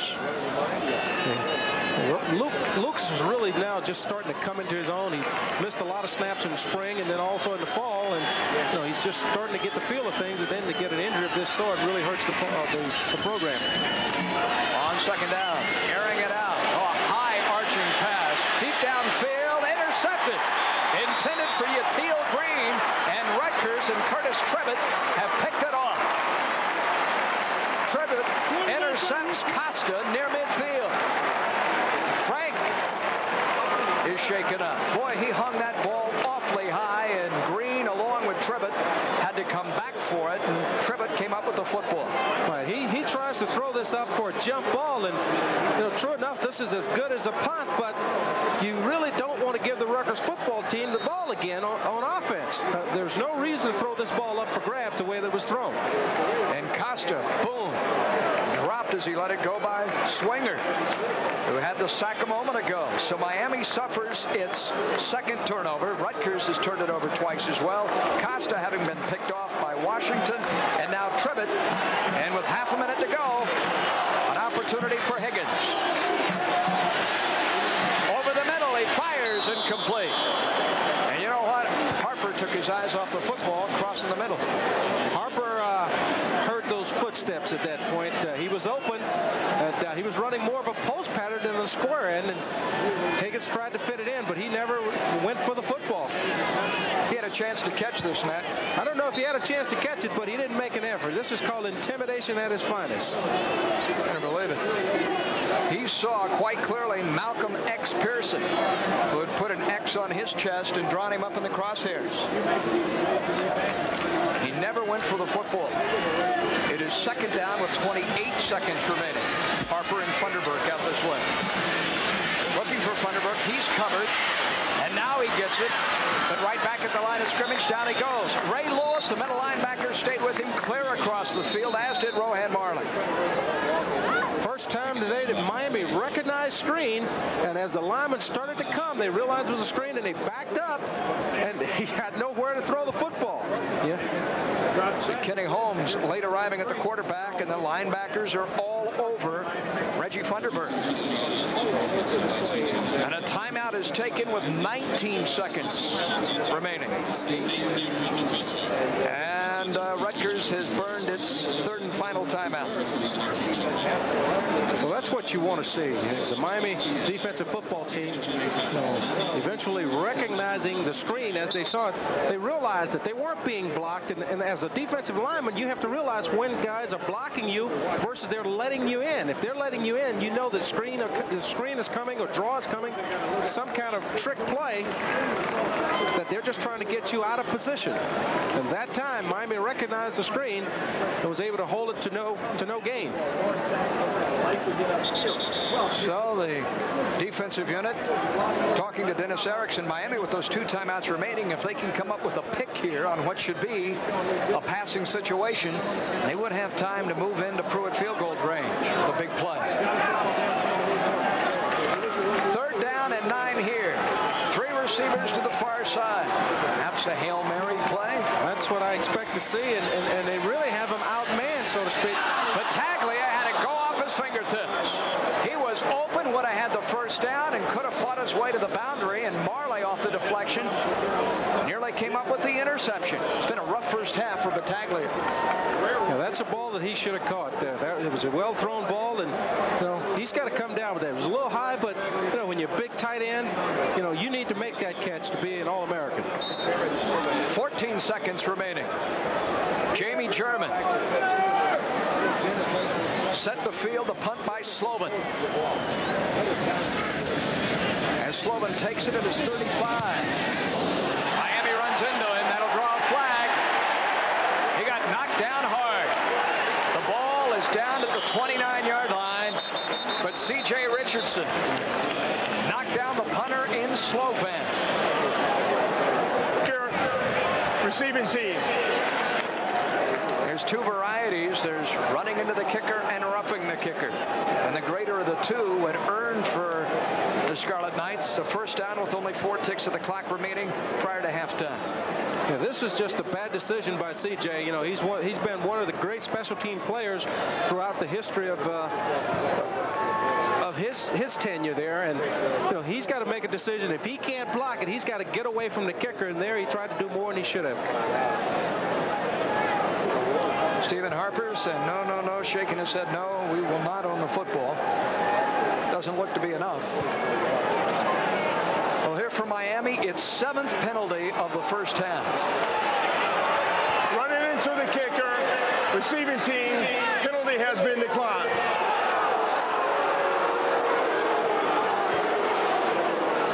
And the reason it's declined is the fact it would have been only a 5-yard penalty, and Rutgers would have had to kick it again to the dangerous German. They're content to play defense here with 4 seconds remaining. Just keep Miami backed up and to not allow the Canes perhaps to have Jamie break one free. German to the far side. Yatil Green trots out to the bottom of your screen along with Jonathan Harris. Final play of the first half for Frank Costa. And they'll keep it on the ground. And up there he goes. Watch the speed of this kid. Al Shipman. Al Shipman ran out of bounds at the 10-yard line. Whoa, very nearly off the draw. A touchdown. And Rutgers is hearing boos at halftime. Well, Al Shipman is a kid that has speed to burn, as we all just saw there. On a draw, he's able to take it almost the length of the field to put the Hurricanes on the board again. Just a very basic draw where he reverses his field, and then watch him turn on the speed. Shipman, who can motor, has had a big play touchdown of his own this year. 82-yarder. Rumbles up the sideline, and with German providing interference, very very nearly ran into the end zone. 14-3 at intermission. Joe Rose in our halftime show just ahead. From this, the campus that gave birth to the great college game, Rutgers University here in New Jersey.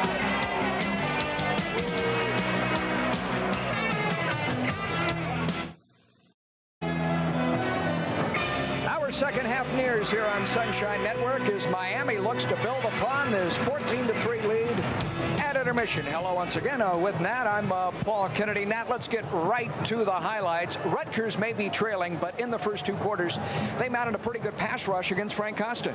Well, Bob Sneathen, who's a good pass rusher, avoids the block of Gerard Davnis, and then here you see Ricky Perry wait too long before he taps Sneathen, and he's able to come up with the sack of Costa.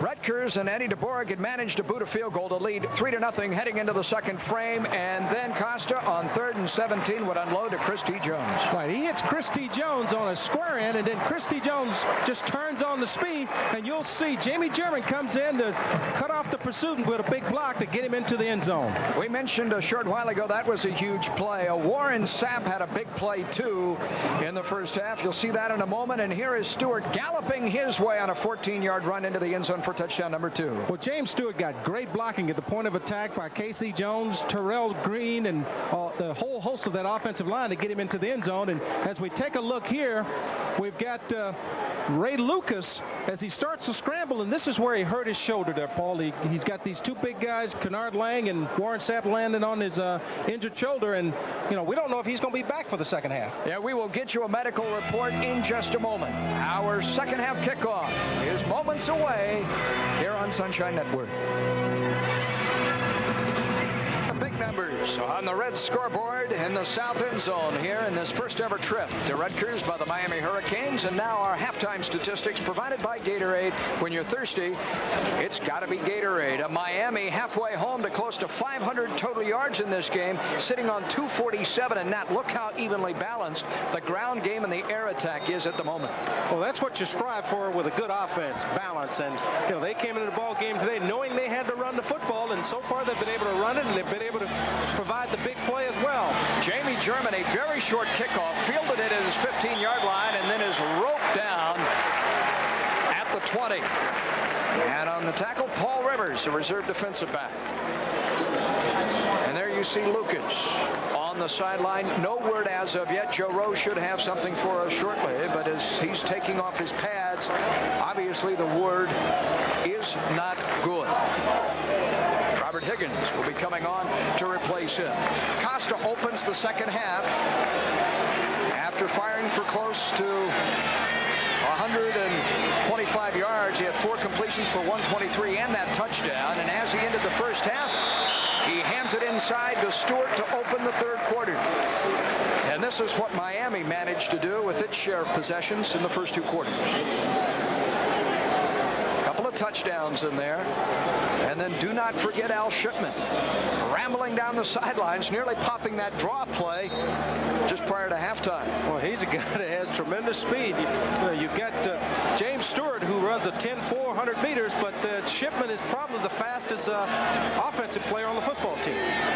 Second down, we'll call it 7 for Costa. Out of the snap of center, Casey Jones. Off the counter, Stewart will work to the left side, and he cannot get out of his own backfield.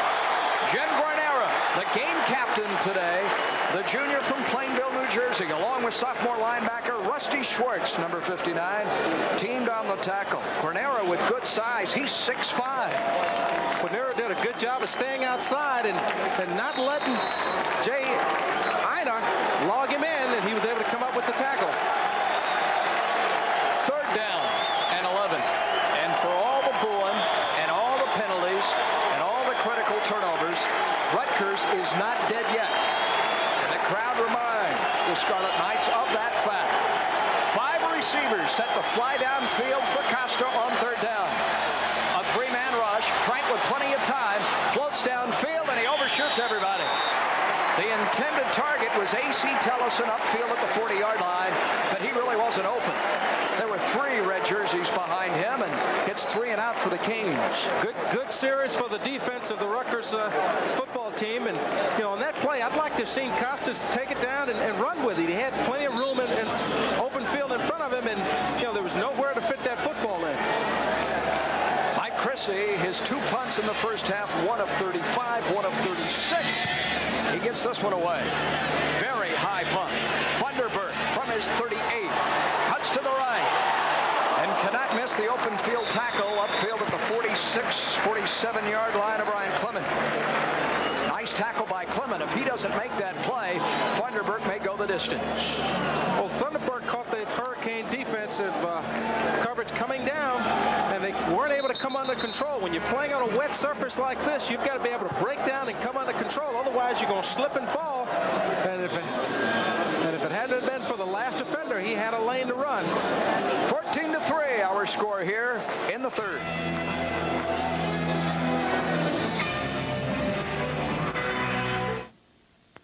NASCAR's top drivers tear up the track, pushing for pole position in a Winston qualifying night. Then, NASCAR's rising stars show the top dogs how it's done in the Winston Sportsman 100. Engines start rumbling Wednesday at 7, live on Sunshine.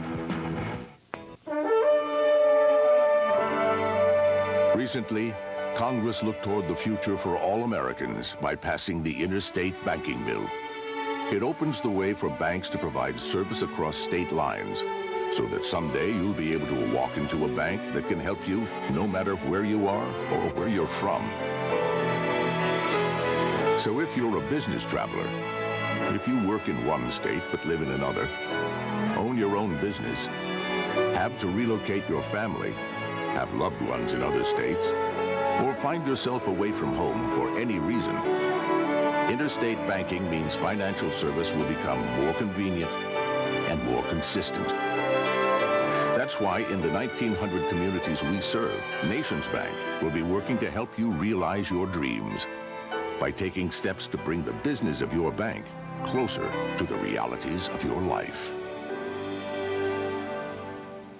Back to the dream.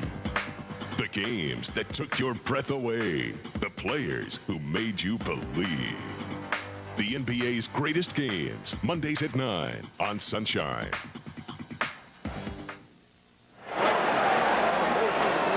Quarterback Ray Lucas, and here's Joe with the report. Yes, Ray Lucas has a sprained shoulder. He will not return. They'll check him after the game to see how bad the injury is, but he will not return today.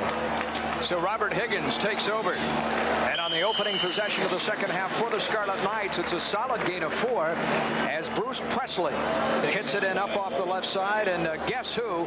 Warren Sapp makes a tackle. It's a gain of 5. Once again, here's a look at the play that it's knocked Lucas out of the ball game, and that's Warren Sapp and Kenard Lang falling on top of him, landing on that bad shoulder. It's the 8th carry today by Thunder.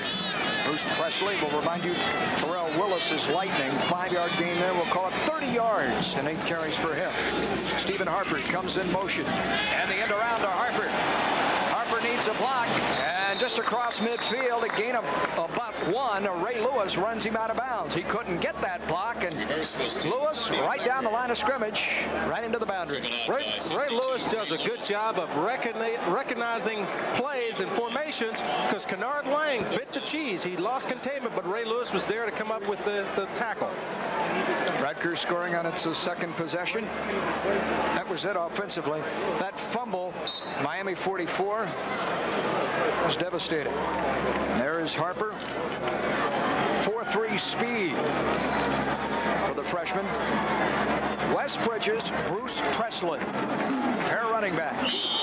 And again, the center, and John Bleish doesn't get the snap count right. Everybody moved, but Bleish, maybe with the new quarterback in Higgins, the snap count a bit different. Dead ball, illegal snap, offense.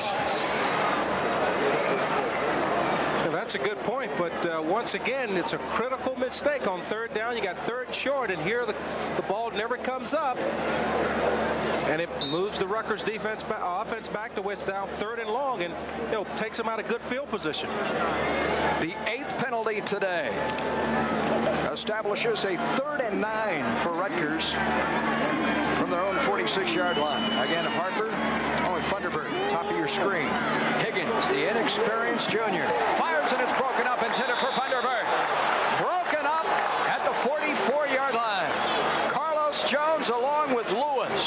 surrounding Funderburk to bat it away. What a big game Carlos Jones has had here, too. 8 tackles in the first half.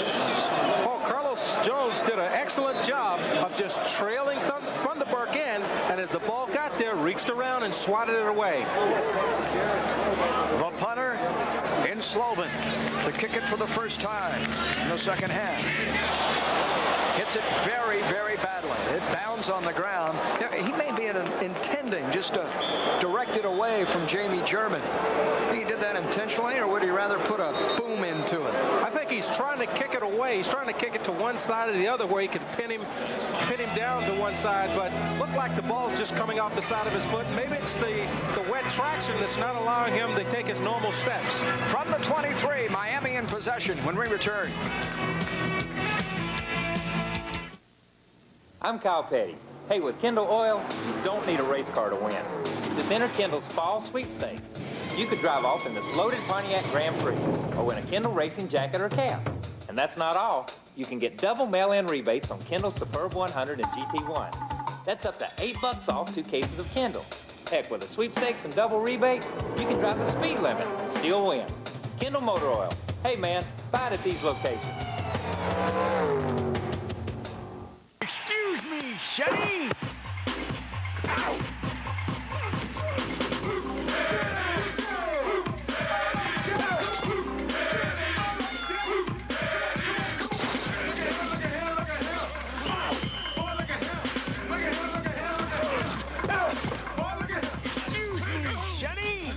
In the NFL, there's only one sports drink, and it's gotta be Gatorade.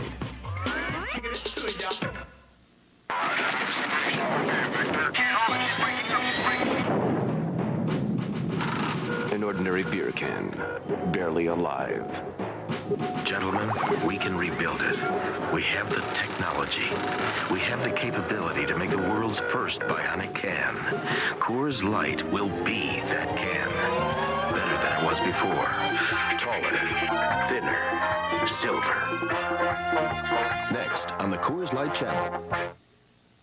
Miami's defense able to give the offense the ball right away, and here with more is Joe. Coach McMackin talked at halftime about intensity in the second half. It was 14-3 a week ago, and he said, defense, let's get rid of it now. Let's come out and play hard in the second half so that they can score points. We don't have to worry about the offense. Back up to you guys. You're right, Joe, and Nat, it was a 14-3 score advantage. Miami, when the third quarter began a week ago, in the Orange Bowl, and Washington scored 35 points in that, or 25 rather, in that eventful third quarter. Those 3 quick touchdowns in less than a couple of minutes. Well, very disastrous third quarter for them last week, but you know, they've come out the first series on the third quarter and took the ball away, and here comes Miami with Shipman on a reverse. We had the big gainer to end the first half, this time hemmed in and dropped shy of the line of scrimmage by Alcides Catano. Catano, the linebacker. That play never had a chance. The Rutgers football team was not fooled. They didn't over-pursuit, and you weren't able to get Shipman outside. So here you see great pursuit as you see Sneathen and everybody flowing back in, and you've got 4 or 5 tacklers around the ball carrier. And Mark Washington, number 23, came flying into your picture. A loss of 1.5 yards. We'll call it 2nd down and 11. Miami operating from its own 22-yard line. KC snaps it to Costa. Backpedaling. Being chased. Down he goes. Sacked a 3rd time today. Jim Guarnera with the sack. That front wall has been impressive. Kenard had a good pass rush against Alan Seminette there, and Seminette is just trying to push him by the pocket, and then Costa actually flows into where Seminette is pushing the defender.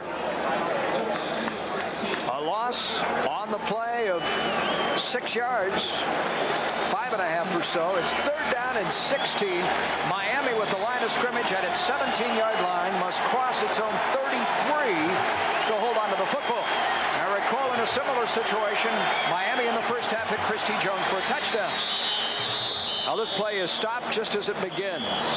Throwing to Shipman, but we'll have a procedure call. Dead ball, delay of game, offense. Miami's 7th penalty of the contest.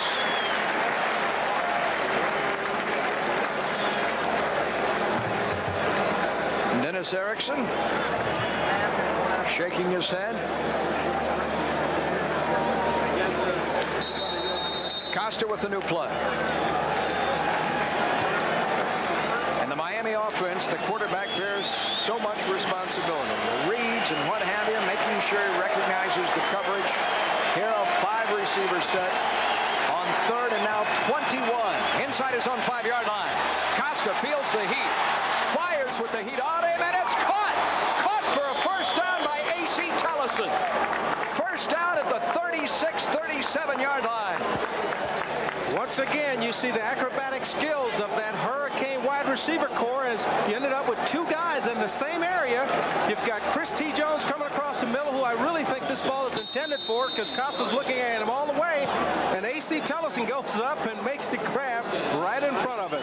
Big first down. Yeah, with his first completion of the second half, his 5th of the game, and it's a gain of 25 yards on 3rd down. Costa now with 150 yards, close to it passing today. And he checks off at the line of scrimmage, nursing a 14-3 third-quarter lead. To the boundary, it sails, and it's nearly picked off. Recall a week ago when Jamie German slipped and Washington went the distance. This time, Yatiel Green slipped, and that was nearly 6 the other way. Well, Michael Roberts, watch this, number 22, has it hit him right between the tubes. Well, Michael Roberts must know something here. Costa checked off. They were checking to a quick hitch, and Roberts never moved. He just sat on it, and, you know, he should have picked that off for a touchdown. That's the haunting. Same plays last Saturday. Rutgers jumped. Now the whistles. Here comes still another flag. Stop the clock. Referee John Smith may have to get a new whistle after this game's over. Well, this is a penalty-marred football game, and this is what drive coaches mad. Offsides, defense.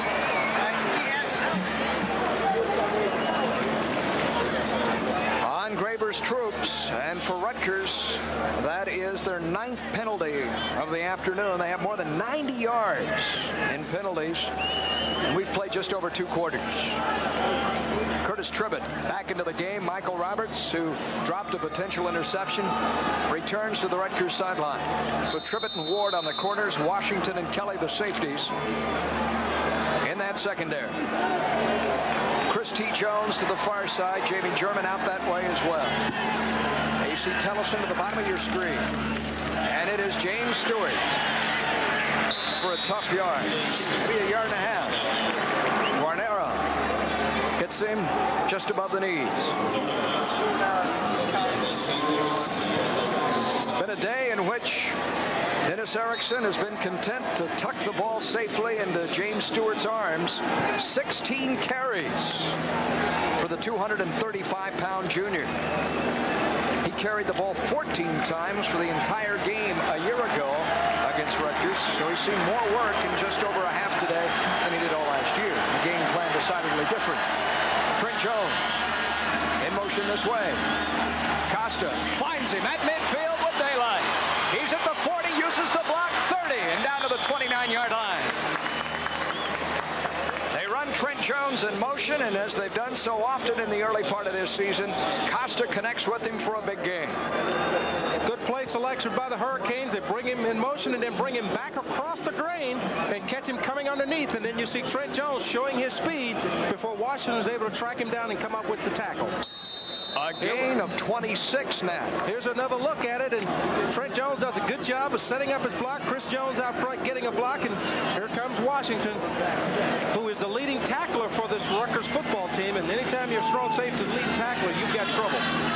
Stewart pounds inside the 25 down to the 23-yard line. Keith Bryant, that Largo, Florida senior, number 91 for Rutgers, and on the tackle. So a couple of big plays. The third down completion of 25 yards to A.C. Tellison. And here, Trent Jones in motion, and then snaring a 25-yard catch and run. Miami 2nd and 5, driving on Rutgers inside the 25 and leading 14-3. Stewart Sets in the backfield. Rutgers shows blitz, and they jump. Rashawn Giddings tried to stop as he started to blitz. Came across the neutral zone, and that'll cost Rutgers 5 more. And if you're keeping up with us, that is the 10th penalty today. There he goes. Here you see, he just can't keep his footing. And defense. They're trying to time that blitz, which, we talked about starting the telecast, but Ray Lewis is real good at that, and you've seen several times when they wanted to come with the blitz, they started a little early. The Hurricanes had a long count on it, and they showed it and jumped off sides. On a dark Saturday afternoon, the lights have been on throughout this football game. Turf, as you know, is wet. Actually, Miami will need a yard here to earn the first. A gambling down, perhaps. Tellison and Christy Jones, top of your screen, in the tandem. They keep it on the ground, and this is Stewart. And Stewart's inside the 15, first down, 14-yard line. Stewart just has tremendous leg strength, which allows him to run through tacklers. And as you can see, very seldom will you be able to grab him around the legs and come down. Here you see him. He runs into his own man here. He gives Perry a little boost there, and then he just runs through the tackles. He's got tremendous leg strength for a fullback. Strong safety Mark Washington will end up making the stop. Here's another look at it.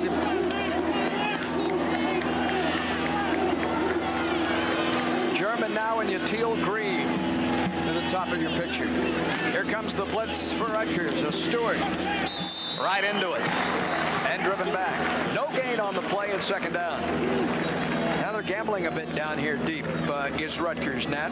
Yeah, Rutgers is walking 6 men up, and sometimes they're going an 8-man front, and they're just trying to take the ball away, trying to make something happen in the Hurricane backfield. And I expect to see them check off and go up top to one of those gifted receivers here pretty soon. 14-3 Canes, and Frank Costa wants to be sure he has the play. So he uses the first of 3 timeouts for Miami with just over 6.5 minutes remaining in this, the third quarter. The other end of that headset, the offensive coordinator, Rich Olson, talking to Dennis Erickson. A pause in the action will step aside as well here in the first Big East Conference game of the year for the University of Miami. If you'd like to lose weight once and for all, here's good news. I'm Ann Fletcher.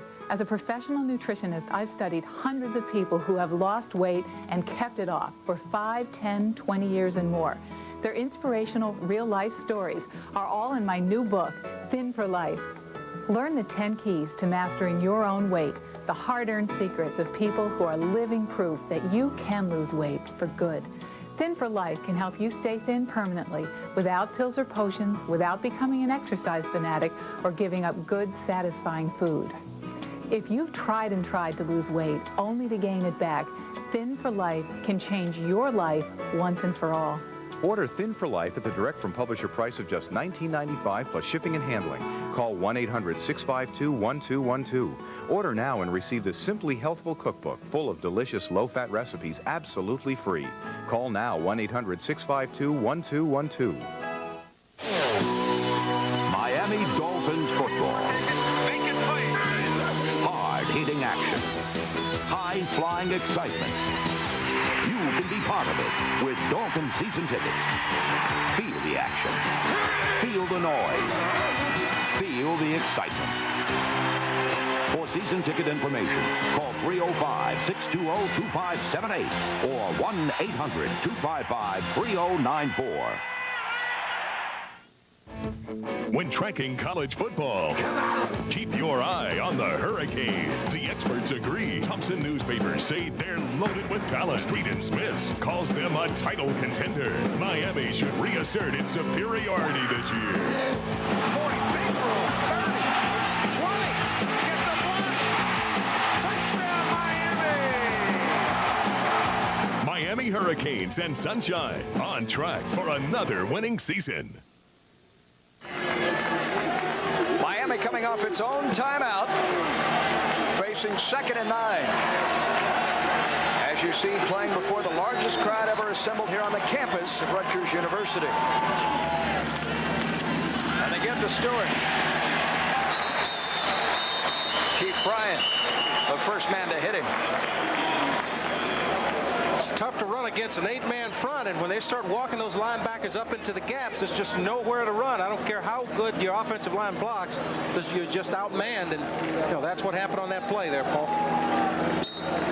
Here comes the play from the sideline. The messenger is Jonathan Harris.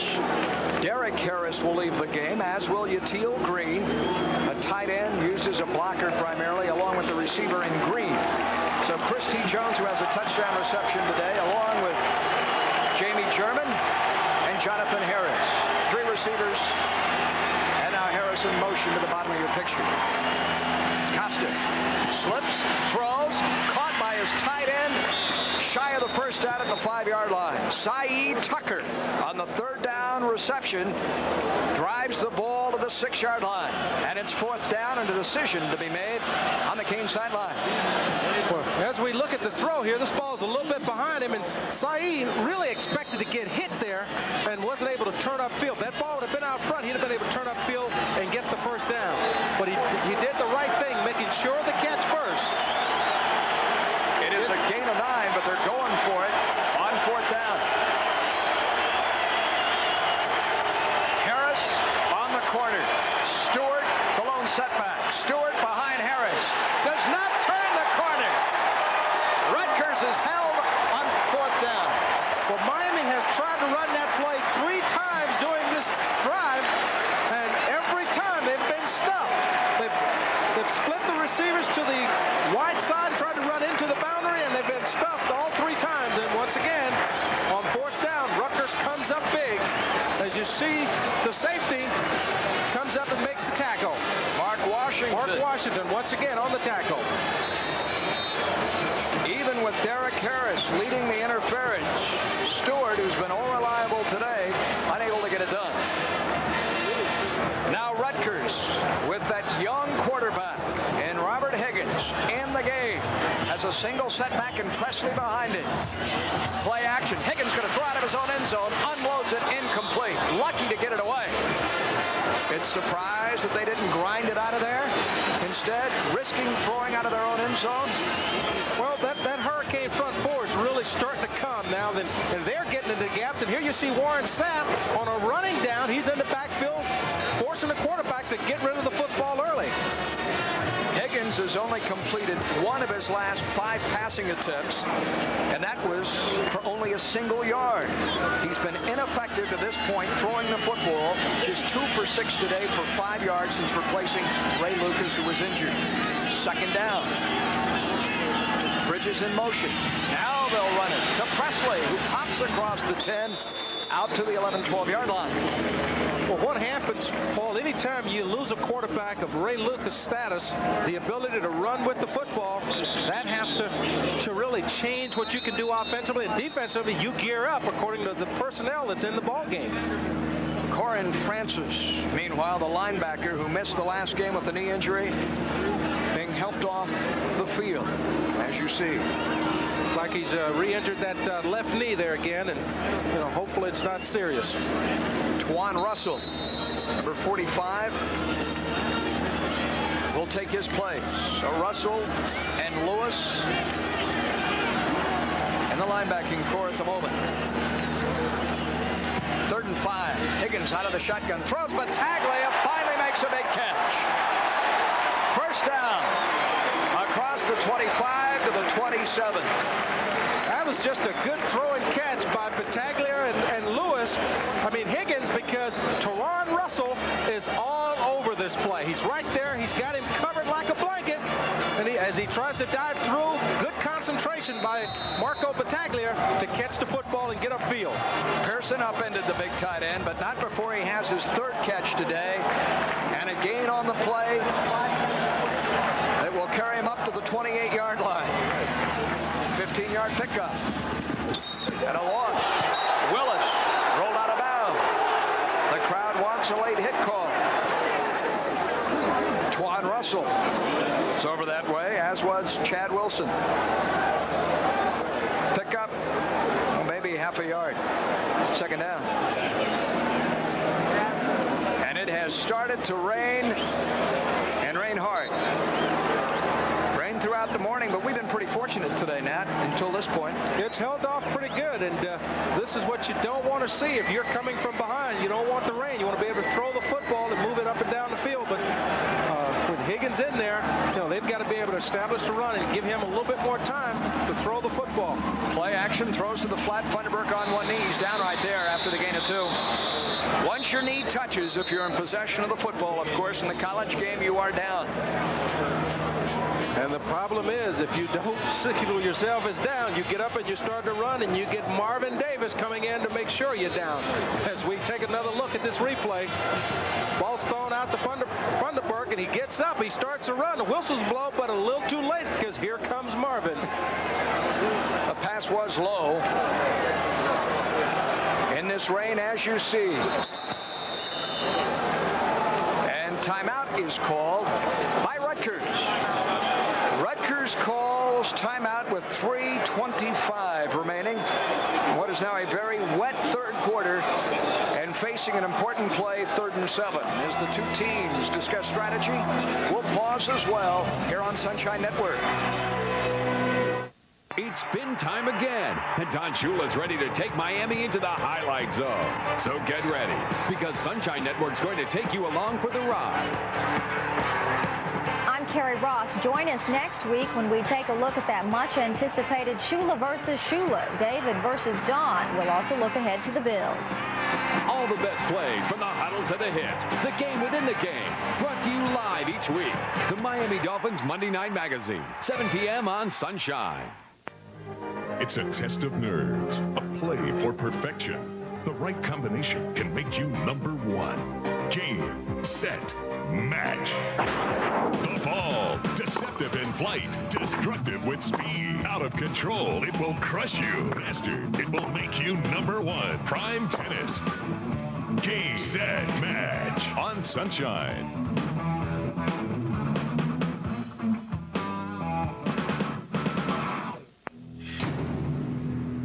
When we're not looking, governments deny people their basic human rights.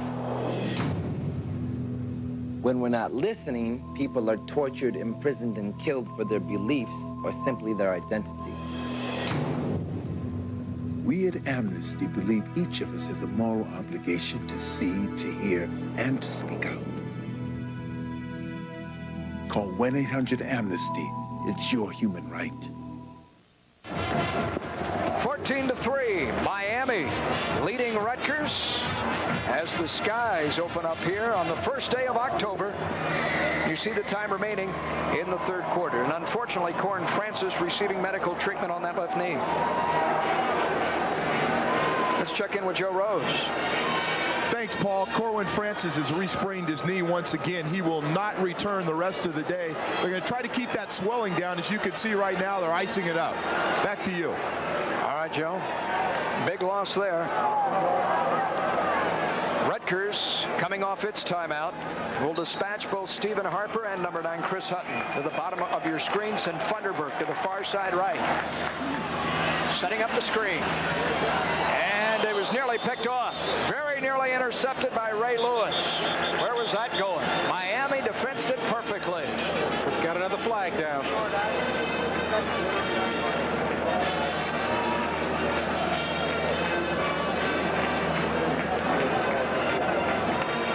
Ineligible downfield, offense. There you see Ray Lewis doing what he's supposed to do, diagnosing the screen and staying in the middle of it as they're trying to get the ball to Presley, and then Kenny Holmes put a shot on Higgins there. So it's 4th down off the ineligible receiver downfield, one of the linemen setting up the screen. Came out of the 5-yard zone. And for Higgins, back to the sidelines to regroup. There is still time. Miami Miami is not unreachable at this moment, but that could change here. It's still a 14-3 ball game, and Miami has moved the ball, but they haven't been able to put any points on the board. And so Rutgers is still in this ball game. They're just 2 possessions away from being able to take the lead. Jamie German should have a return as he fields it on the run at the 45, and now not much of a return across the 45 to the 47-yard line. Slovan, who has struggled, had one of his better efforts there, although it leaves Miami just outside Rutgers territory at its 47-yard line. Now that game plan to have Stewart carry the ball a lot looks even wiser, doesn't it? Grind out the clock on a wet afternoon. Well, this is the kind of weather that you would like to ground it out. And we've got Al Shipman in the ball game, who had the big run at the end of the ball game, so they're going to give him a shot at it. The sophomore from West Palm Beach, sent into the game by Dennis Erickson. Costa hunts over the middle and finds German at midfield. The 40-yard line. Down he goes with the first down. First down, Miami. And didn't Costa have all the time that he wanted to unload that little slip screen to German crossing over the middle? Well, he had 2 options here. As you see Costa go back, he's got Al Shipman flaring out of the backfield, and the linebackers have to respect Al Shipman, and in comes Jamie German. As you see him start to make a cut upfield, loses his footing. Otherwise, it could have been a bigger game. In the slot now is Jones. Chris T. Jones out there, Trent and Chris T. This way, A.C. Tellison. Delay handoff, Shipman. Trying to be kind of shifty in his own backfield. Made 1 miss, not 2. Well, this is kind of tough for a shifty back. You've got to be able to make your move and go. When you start making too many moves, you're liable to lose your footing on this wet surface here today. Dennis is going to have to find himself a hat. Boy, it's raining here. Wonder how Joe's doing. Got an umbrella, I'm sure. You mean the mutter? Joe the mutter? We will check out those mudding skills. Raining hard, as you say. There is Joe. I told you, he'll always find refuge. Second down, and needing a dozen. The screen to the very fast Shipman. And Shipman is popped out of bounds inside the 40 at the 38-yard line. A solid hit made by Derek Ward, the cornerback on the far side. Derek Ward did a good job there, sitting back and waiting till the ball is thrown and coming up, reacting up and knocking Shipman out of bounds. And there's a good look at how the wealth of the receiving corps, the ball is spread it around. Jones and German combining for 27 combined today. Jones has 2 more catches, German 1 more. In fact, that 13-yard completion a little bit ago was the first time he'd caught a pass today. 3rd and 8. Possession snap, an important one, too. And look who jumps. Rutgers has done it again. Look like they're really falling prey to that hard count by Frank Costa. Dead ball, offsides, defense. Frank Costa's doing a great job of using the snap count today and pulling the Scarlet Knights offside, and here we see it again as they start to jump, trying to get into the backfield. They can't stay poised. Record, if you will, the 11th penalty of this game charged to Rutgers, now with 101 yards in penalties. They are in triple digits. How tough is it to beat anybody with those kind of mistakes? 3rd down and 3 for Miami. Shipman, the lone running back. He takes the handoff, has the first down. Inside the 30, down to the 28-yard line. That was a saving tackle as he tried to jump through that hole. If they don't grab the leg as he goes through, here we see him as he goes through there. For a little back, he got a lot of courage as you see him just jump through, knife through the hole, and if he'd have came through there clear, he was off to the races again. Relieving here, James Stewart, who had worked so often in this game, had carried the ball 20 times today. And now Shipman with his 3rd carry. And they were going to set up the screen, and here came the heat, and Costa just dumped it free. Unloaded the ball, and Shane Devlin, the sophomore, was in his face. Number 55. The first incomplete pass in 5 tries for Costa. Just had to get rid of it. He just did a good job of avoiding the sack, getting rid of the football, and trying to throw a little quick screen out there, but no one was there. But heady play by Frank Costa. Teal green, as you see to the top of your picture on second down. Costa's going to go the other way. German right through his gloved hands. Climbed the ladder at the 17-yard line and could not make the catch with the wet football. Behind him was a charging free safety in Thomas Kelly. It's third down.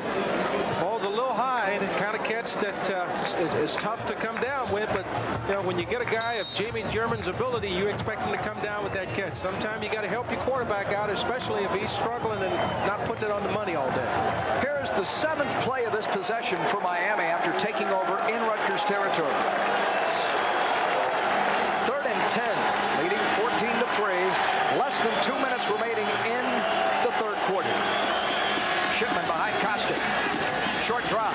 Costa the post route. What a catch! Teal Green, the freshman, makes at the 10-yard line. The pass behind him, and he snares it for the first down. Now we see why Coach Erickson is so excited about this young man. The way he reaches back, goes up, takes the ball away from the defender. He did something similar last week against the Washington Huskies, and this is just a great catch. Ian Teal much bigger than 6'2" on that play, wasn't he? 6'2" and must have a vertical of about 43. He's in that Michael Jordan era. Great job of just going up, good concentration coming down with the catch. First down for Miami. Shipman cuts outside for the end zone. Flags down. Shipman into the end zone. Touchdown, but we should have a hold called on this play that will bring it back. They're going to call this back, Paul, but I like the explosiveness of Al Shipman once he sees a hold. A penalty, erasing the touchdown, and the 10-yard step off will push Miami back to the 20-yard line. Let's take another look and see if we can pick up the hold here. You got Gerard Daphnis, and I think that's where it's at right there. But, you know, that was a hold that was not necessary because Shipman was already into the end zone. Great explosion. Offense, 10 yards, penalized from the spot of the foul, first down. That is the 8th infraction to be assessed to Miami. Correct that. The 7th today that erases that touchdown gallop by dangerous Al Shipman. So Miami at first and goal here. Well, actually can earn the first down if it can get the ball inside the 1. So first and 10, 21. Chris T. Jones. A lot of work to gain but 3 yards. 2.5 actually. The short completion on the crossing route. Catano, the linebacker, took him down when he came across the middle. Well, they're just basically getting as much as they can. They're bringing blitzers, getting a good outside rush by the defensive ends or the linebackers, and forcing Costa to get rid of the ball in a hurry when he's not able to throw it deep downfield. And Frank's doing a good job of taking what the defense is giving. Miami has held on to this ball for close to 10 plays now. Here comes the 9th snap here as the third quarter draws to an end. Jamie German bent back at the 15-yard line. Here's Rutgers defense has come to play this afternoon. A tough group. Yeah, they've been a much maligned defense the past 2 ball games, but today they came in ready to play, and it's been the offense of the Scarlet Knights that have not been able to produce. But when you're playing against a great defense like the Hurricanes, it's kind of tough. Here they do. Once again, you see Miami, because of Jamie German's running ability, they just want to get the ball into his hands and see if he can't spring it. Well, this game is 3 quarters complete. The 125th anniversary contest. Erickson and company visiting Rutgers for the first time in school history and leading as we head to the 4th.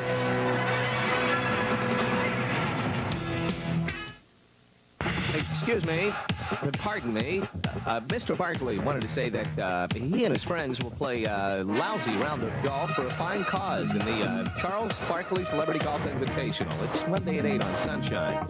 Thank you. He revolutionized the field of music, captured the hearts of young and old, became a living legend in his own time.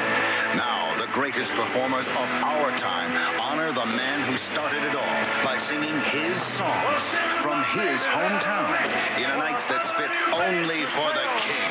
Harrah's Casinos presents Elvis, the Tribute. Join rock's biggest stars in their salute to the king, only on pay-per-view. Meet the Johnsons. Bill is a computer programmer. Susan is an executive secretary. But Bill was laid off 6 months ago, and job prospects weren't looking great. The family was having financial trouble. Then Bill heard about Consumer Credit Counseling Service of Central Florida. They spoke with Bill's creditors and worked out a repayment schedule that made everyone happy. Consumer Credit Counseling Service of Central Florida, a nonprofit United Way agency, has helped thousands of people. Let us help you. It's free and confidential. Call today. NASCAR's top drivers tear up the track, pushing for pole position in a Winston qualifying night. Then, NASCAR's rising stars show the top dogs how it's done in the Winston Sportsman 100. Engines start rumbling Wednesday at 7, live on Sunshine. Now, the spirit of the college game here on the campus in which the very first gridiron contest was ever played back in 1869. It's an important snap, 3rd and 15 for Miami, nursing this 14-3 lead as we sail into the 4th quarter. For Costa, he'll keep it on the ground. As Shipman wrapped up, taken down, and Miami will send Dane Pruitt onto the field to try and increase its lead. Bob Sneathen, the right end, credited with the tackle on that snap. Bob Sneathen is playing a heck of a football game, and he's done a good job of rushing the quarterback. And here you see him, once he sees the handoff, coming down the line of scrimmage and able to make the hit before Shipman can get upfield. Dane Pruitt booted 4 field goals against the Huskies a week ago to tie the Miami single game record. Here, for a 30-yard try, as you see, angled to his immediate left. And the kick is away, and he nailed it, although it was a sidewinder. Went through the upright sideways, but that one counts, and it's now 17-3 Canes. Wasn't pretty, but there's nowhere in the scoring column that you get to describe how it went through. It's still a field goal. It's still 3 points. Pruitt with his first 3-pointer of the afternoon. Miami's lead swells to 2 touchdowns on this damp Saturday afternoon in New Jersey.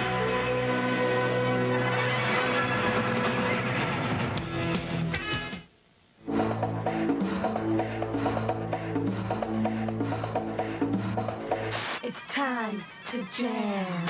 Can you dig it?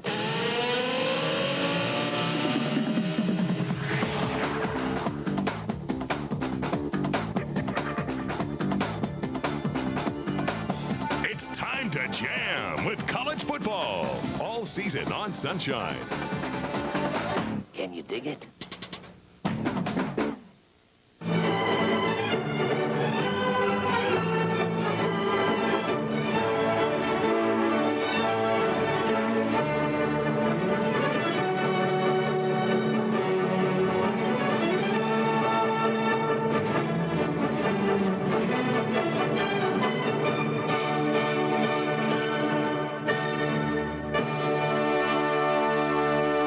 On Sunshine, it's music to your eyes.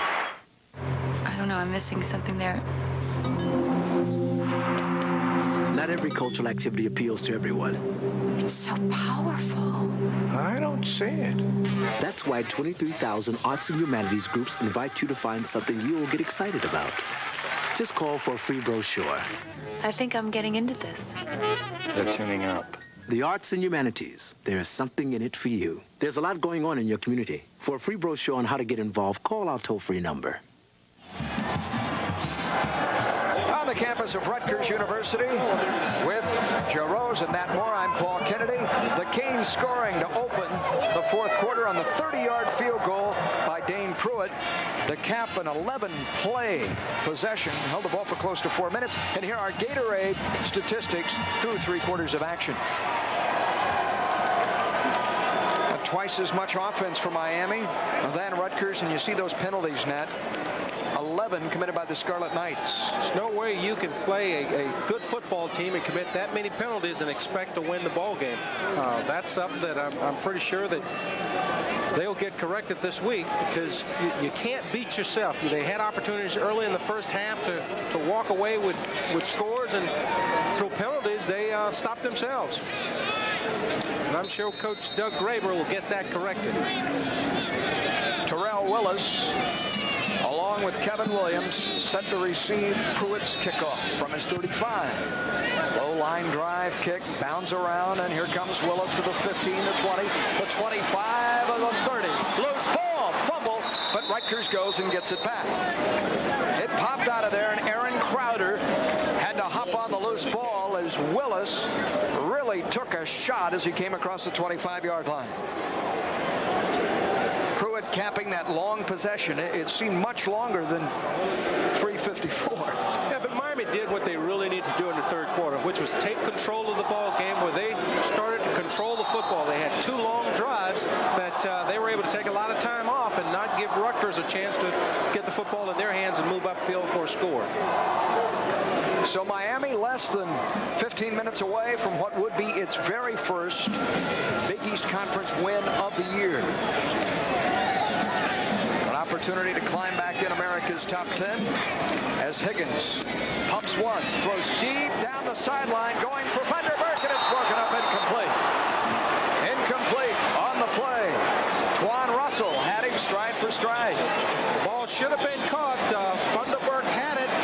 Great throw by Higgins, but they were able to isolate Twan Russell on a wide receiver. You've got a linebacker covering a wide receiver all the way to the goal line, and that was just a miscue by the defense. There's no way you want to get your linebacker isolated on their #1 receiver going all the way to the goal line the way Miami did then. Wouldn't that have helped the Knights here with their backup quarterback in the game and Lucas injured, trying to mount something offensively? But let's give Russell credit. He ran step for step with him all the way and was right there to sort of block his view. Presley bangs away inside, out across the 35 to the 37-yard line. And they unpile him. Baraka Short is in the game. See 54 there. Dwayne Johnson for Miami. Dwayne Johnson giving Warren Sapp a breather. Gain of 4, 3rd down and 6. James Burgess, the outside linebacker, the sophomore. Homestead, part of the play. Vanderberg left. Stephen Harper, the freshman, right. This young receiving core. An important snap, 3rd and 6. High snap. Higgins pulls him down, swings it out to Presley. Going for the first down marker, and I don't know that he got there. It will be awfully close. Let's see. It needed to reach and cross the 42. Did he get the left foot spot or the right foot spot? I think he got it. Looked like he got a good spot there. Perhaps by the length of the football, Coach Moore, you're right. Let's bring out the chains. See if he got it. He lowered his head, or he squared and took off. He knew the point he had to reach. By the length of the football. Let's give Rutgers credit. They, even though they're down 17-3, they have not abandoned their game plan. They're still trying to run the football and screen and draw and do all the things they came to the ball game doing that were successful. So they have not abandoned their game plan going into the 4th quarter. A gain of 6, the 5th completion on the afternoon for Higgins. Now with 29 yards through the air. And trailing by 2 touchdowns. Play action quickly out to Vanderberg at midfield. And pounded down to the 47-yard line. James Burgess, the linebacker, hitting him from behind. Taken down by James Burgess. Vanderberg may think they should have had more. Well, you have to wonder why they don't throw this ball to Vanderberg a little bit more often. There's no one on him. He's an uncovered man, and all the quarterback has to do is take the snap, pop up, and throw it. You got a 5 or 6 yard gain every time. An 11-yard pickup that time. Miami 46-yard line. On what is Vanderberg's 7th reception of the afternoon. Harper sent to the top of your picture. Bridges on the corner. Harper comes in motion. Willis takes the handoff. Willis inside the 45 and down to the 41-yard line. Terrell Willis, the Big East Rookie of the Year last season, the top running back in the Big East a year ago. Kenard Lang made the stop. We haven't mentioned the fact that the top 2 running backs to come into the Big East in the last 2 years are Presley and Willis, which has to bode well in the coming years for Rutgers.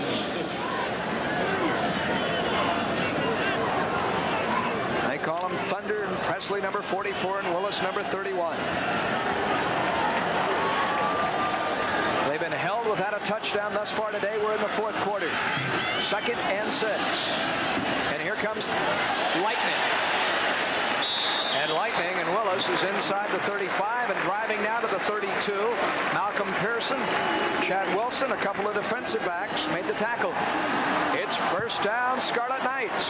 Here we see another look at that offensive line, just doing a good job man blocking and getting Terrell Willis through there. And this wet surface is sort of helping Miami today, because when he goes to make a cut, he's slipping. We're not getting the true benefit of seeing Terrell Willis with the quick feet, the sharp cuts that he can make. A gain on the play of 8. He's carried the ball 10 times today, has Willis, for nearly 40 yards. Stays in for blocking purposes. Higgins, he's going to be sacked. Back at the 42-yard line.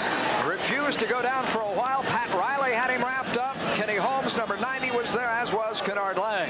You can just about credit every member of that front wall, with the exception of Warren Sapp, for being a part of that sack. Well, Robert Willis just held on to the ball too long here. He had plenty of time to get rid of the football. He pump fakes once, pump fakes twice. Now he's got pressure. He's still pump faking, and wisely there, he puts the ball away and takes it down so he doesn't fumble. But, he should have just gotten rid of the football. Loss on the play. The second sack of Higgins today. The third by the Canes is for 7 yards. Here we see again, Paul, there's just no way you can stand in the pocket and hold the football that long and expect not to get sacked. Terrell Willis inside the 40. It'll be third down. Burgess, the linebacker, again on the stop. So third and needing 16 yards with just over 10 minutes remaining. Low draw to Terrell Willis, trying to take advantage of his running ability, but James Burgess will have none of that, as you see Patrick Riley coming in to clean up. The offensive coordinator, Stan Paris, having sent down the play. It will involve both Hutton and Harper to the far side, and the play clock is at 6 seconds. So the Knights are going to have to hustle here to get this one on. Higgins out of the backfield. Willis spins once. Down he goes again, but 2 on that. Made Burgess miss, but that allowed the rest of the defense to react. And it's fourth down. Third and 16, down by 14. You'd like to see him throw the ball downfield, and right now they're throwing strictly screens and flares, and it's just no way to pick up 16 yards without a lot of missed tackles or a great run by Willis, who does have the ability, but not against this Hurricane football team this afternoon. I do not recall one time in a long while, with the exception of the tight end Battaglia, that Rutgers has thrown down the middle of the field. Yeah, they're not throwing the ball down the field, and now there's fourth and long, and you're stuck with the same scenario, and here comes the blitz. Down the field to Battaglia, who fell down. Battaglia fell down, and trailing him was Funderburg. He had him open, but I think Battaglia made the mistake of trying to stop. If he'd have kept running, he'd have ran right under the football. He tried to stop and go up and get it instead of keeping his poise, continuing to run where he didn't have to jump. It was a good throw by Higgins, I felt. And Funderburg saying it's my fault. Well, on downs, Miami takes over. 9:15 away from the finish line, and the Canes own the scoreboard, leading by 2 touchdowns on the campus of Rutgers University. When tracking college football, keep your eye on the Hurricanes. The experts agree. Thompson newspapers say they're loaded with talent. Street and Smiths calls them a title contender. Miami should reassert its superiority this year. 40, big room, 30, 20, gets the block. Touchdown, Miami! Miami Hurricanes and Sunshine on track for another winning season. It's spin time again, and Don Shula's ready to take Miami into the highlight zone. So get ready, because Sunshine Network's going to take you along for the ride. I'm Carrie Ross. Join us next week when we take a look at that much-anticipated Shula versus Shula, David versus Don. We'll also look ahead to the Bills. All the best plays from the huddle to the hits, the game within the game, brought to you live each week. The Miami Dolphins Monday Night Magazine, 7 p.m. on Sunshine. Miami takes over. Costa throwing on first down, and he finds at midfield his tight end, Saeed Tucker. And the junior comes up with the catch. Tucker with his second grab of the afternoon. Once again, Frank Costa's confidence in Saeed Tucker, and he's fitting it in amongst a lot of linebackers there and a lot of red shirts around the tight end, but he's able to get it in. Look at that time of possession. Miami holding on to the football in the third quarter. It's actually Tucker's third catch of the afternoon, and for Costa, his 13th completion. He's now thrown for 239 yards. And more is Larry Jones. Carries it for a gain of 4 on the little swing pass, if not 5. So Costa now closing in on 250 yards throwing the football today. And Catano and Ward, linebacker and cornerback respectively, in on this stop. Just a little swing pass. This is what you call a safety valve pass. It gives you ball control, as you saw in the third quarter. Looking at those stats there, Miami controlled the ball in the third quarter. They want to do the same thing in the fourth quarter. Control the football. German to the near side left. Teal Green to the top of your screen. And here comes Larry Jones around the right side with the first down and more. Inside the 35. And he steps out of bounds at the Rutgers 32-yard line. Good checkoff by Frank Costa. Effective at the line of scrimmage. Yeah, good checkoff to a solid running play where you've got the tight end out front. You've got Ricky Perry, Terrell Green, Casey Jones, Alan Simonet, Zeb Lemelski. Now is when that big offensive line start to take effect. It should start to wear on that Rutgers defense in the fourth quarter. A gain of 11 on that snap. 17-3 Kane. And on first down. Costa. Inside handoff. Not much there this time for Larry Jones. And the defense just pushes him back. Rusty Schwartz, linebacker, among others, Rashawn Giddings, and the interior of that Scarlet Knight defense pushing back. This is the first of a 3-game homestand here on campus for Rutgers. They have Army next week to be followed by the Badgers of Cincinnati. And at the moment, their 12-game winning streak on this campus, dating back the last couple of years, is in severe jeopardy. Coming with the blitz. Over the middle, broken up. The pass ruled incomplete, intended for Jonathan Harris, and Mark Washington, the strong safety, stepped in there, number 23, to break it up. They come with the blitz here, as you see. 59 coming, Schwartz, and Costa does a good job of getting rid of it, but he threw right into coverage. He had a back flaring out of the backfield with no one covered him. If he'd have picked up Larry Jones, he might have had him off to the races. Triple receivers to the near side, and Trent Jones, Jamie German, and 85, Chris T. Jones. And the KC Jones to snap it. Jones is everywhere. Costa out of the gun, over the middle, broken up, and a flag throw. Mark Washington thought he had a clean breakup on Trent Jones, the intended receiver, but it will be ruled pass interference. Big call. Rutgers had stopped this Hurricane offense. Really hurts when you've had a couple calls earlier today where Miami was real close, similar to this play here. But as you can see, Washington is all over his back. Spot foul. And that was a good call by the officials. Contact by Washington on the freshman in Jones prior to the arrival of the football. And it's first down Miami. Washington thought he had made the play. Instead, he had committed the 12th penalty of this football game to be charged to Rutgers. The Scarlet Knights walk up the blitz. Costa throws off play action. He has it complete, and Jonathan Harris fights his way into the end zone. Great tough running by a small man. The smallest guy on the field just carried 3 defenders to get into the end zone. Jonathan Harris, very determined running after the catch. He caught that ball about the 10-yard line and fought his way all the way in for the score. Another look. Here you see him slip coming off the line of scrimmage, but Costa stays with him, and he just puts his head down and just runs through tacklers. For a little guy, he's got to be super strong.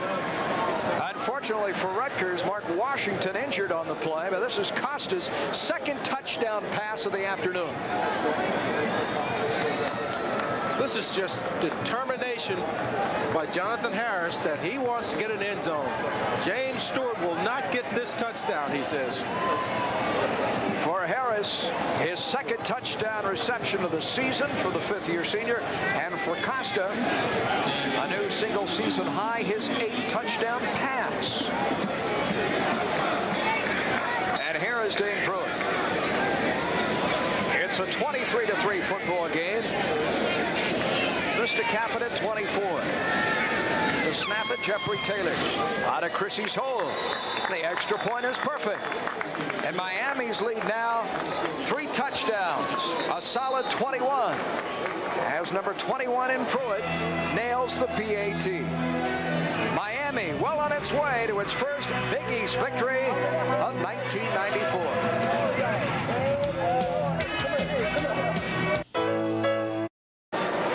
As Nat said, the smallest man on the football field comes up with a 21-yard catch and touchdown, and the last 10 he did on his own.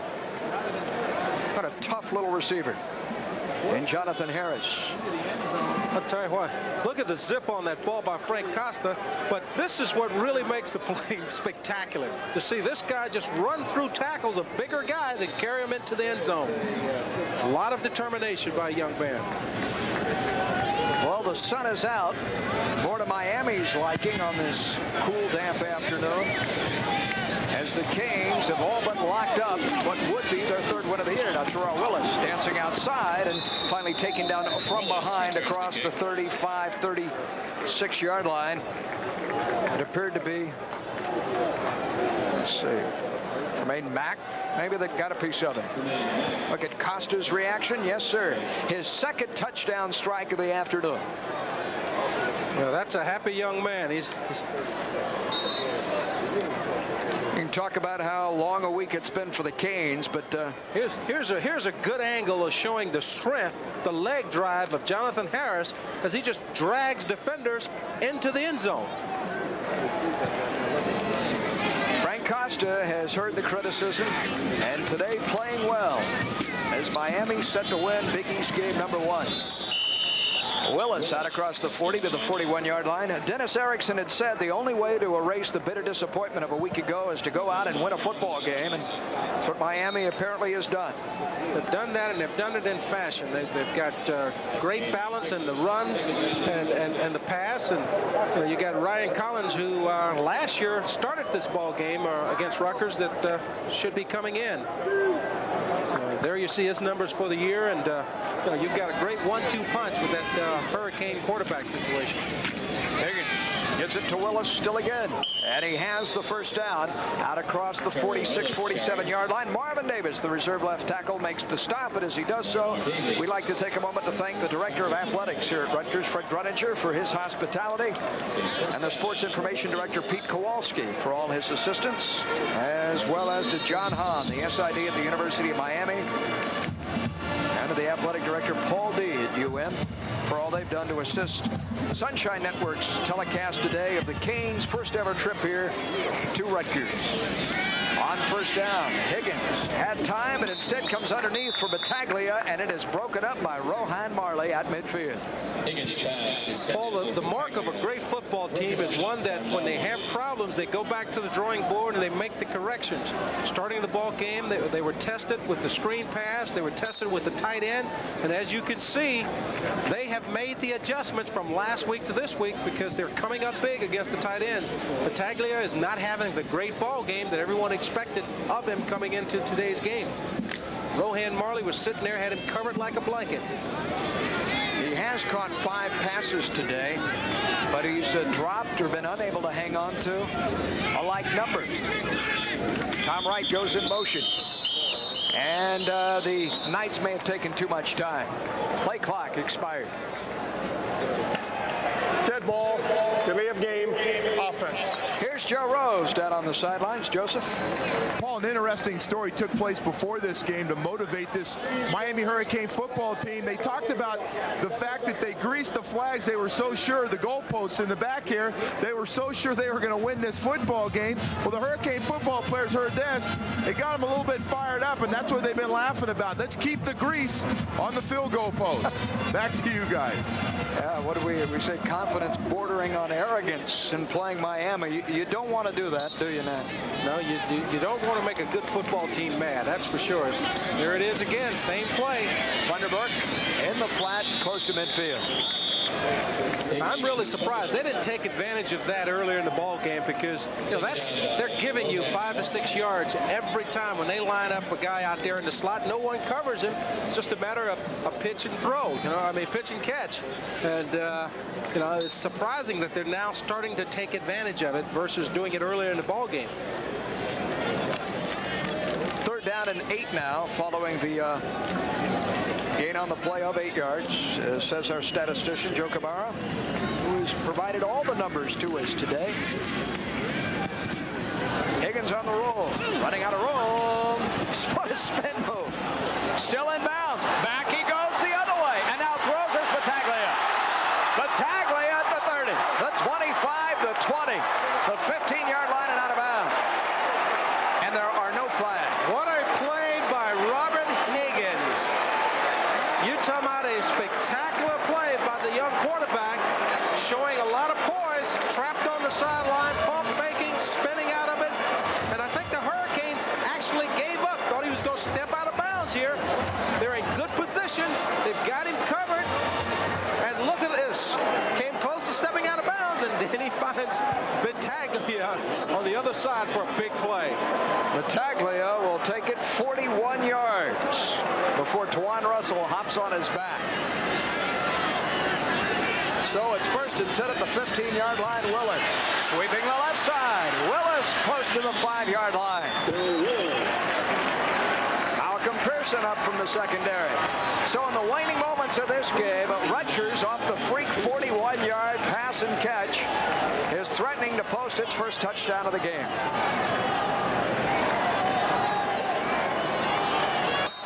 We've got 4 minutes and 40 seconds remaining in a 24-3 Miami contest. But Rutgers has not been embarrassed here this afternoon. No, they've not. They've played well. They just have hurt themselves with critical penalties, at inopportune times to stop their drives. Higgins rolls, fires, and Harper cannot make the grab. Higgins to Harper. It's twice today. Young Stephen Harper perhaps has heard footsteps. Well, I don't know whether he heard footsteps there. I think the ball was a little bit behind him. It was a catchable ball, but it was a little bit behind him where he had to spin back and make the catch. But this is a catch that he has to make to be a star receiver in the Big East. Here you see the roll as Higgins comes out. Ball's just slightly behind him. It goes as an incompleted pass. 3rd down and 1. Again, Willis set behind with Wright leading interference. And Willis, here come those white jerseys. He puts it on the ground, but Miami cannot make the recovery before the ball bounds across the sideline. It's 4th down. Boy, Miami came charging. Twan Russell, James Burgess. That linebacking core was all over Willis. Well, you hit him earlier down here with that play, and there's just no way they were going to let you run that play again with great success. As you see the linebacker core filling outside, stripping him of the football. Willis today is going to be tired when this game is over. He's carried the ball 15 times against Miami for 58 yards. Lost 3 there. Presley has carried 10 times today and gained 41 yards. So close to 100 yards combined from Thunder and Lightning today. And it's Presley on 4th and 4, the lone setback. Play action to him. Thunderbird, his knee touch. Again, his knee touch at the 12-yard line. He's down there, and Miami will take over on down. Pass was low. Low throw by Higgins, but Thunderbird has got to be be able to squat and catch that ball without putting his knee down, you know, especially on 4th down where you need a first down and you know that you don't have enough yardage. So his knee marks the spot in which Miami will now own possession of this football game, and the stadium begins to empty. This record crowd of close to 40,000, the largest gathering ever in the illustrious 125-year history of Scarlet Knight football. A pause in the action, back for the final 4:07 of this first Big East Conference meeting of the season for Miami with any fall, and for Rutgers staring squarely at its 3rd loss of the year.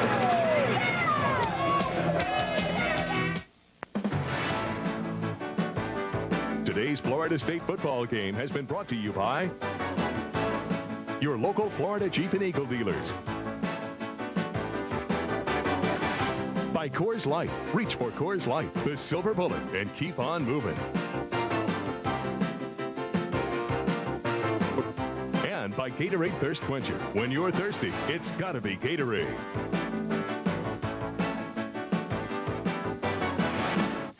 I'm Kyle Petty. Hey, with Kendall Oil, you don't need a race car to win. Just enter Kendall's fall sweepstakes. You could drive off in this loaded Pontiac Grand Prix or win a Kendall racing jacket or cap. And that's not all. You can get double mail-in rebates on Kendall's Superb 100 and GT1. That's up to $8 off 2 cases of Kendall.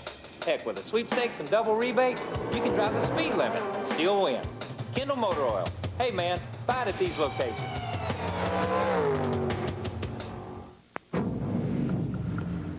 When you're active, your body heat increases 15 or 20 times. You become dehydrated. As soon as 30 minutes, you lose fluid. Up to 2 quarts of sweat per hour. But more than anything else, you get thirsty. Gatorade Thirst Quencher. Drink it. No other beverage enters the bloodstream faster and rehydrates you better. Chug it. Nothing quenches a deep down body thirst better. Scientifically tested, athletically proven. Gatorade Thirst Quencher. It's gotta be Gatorade.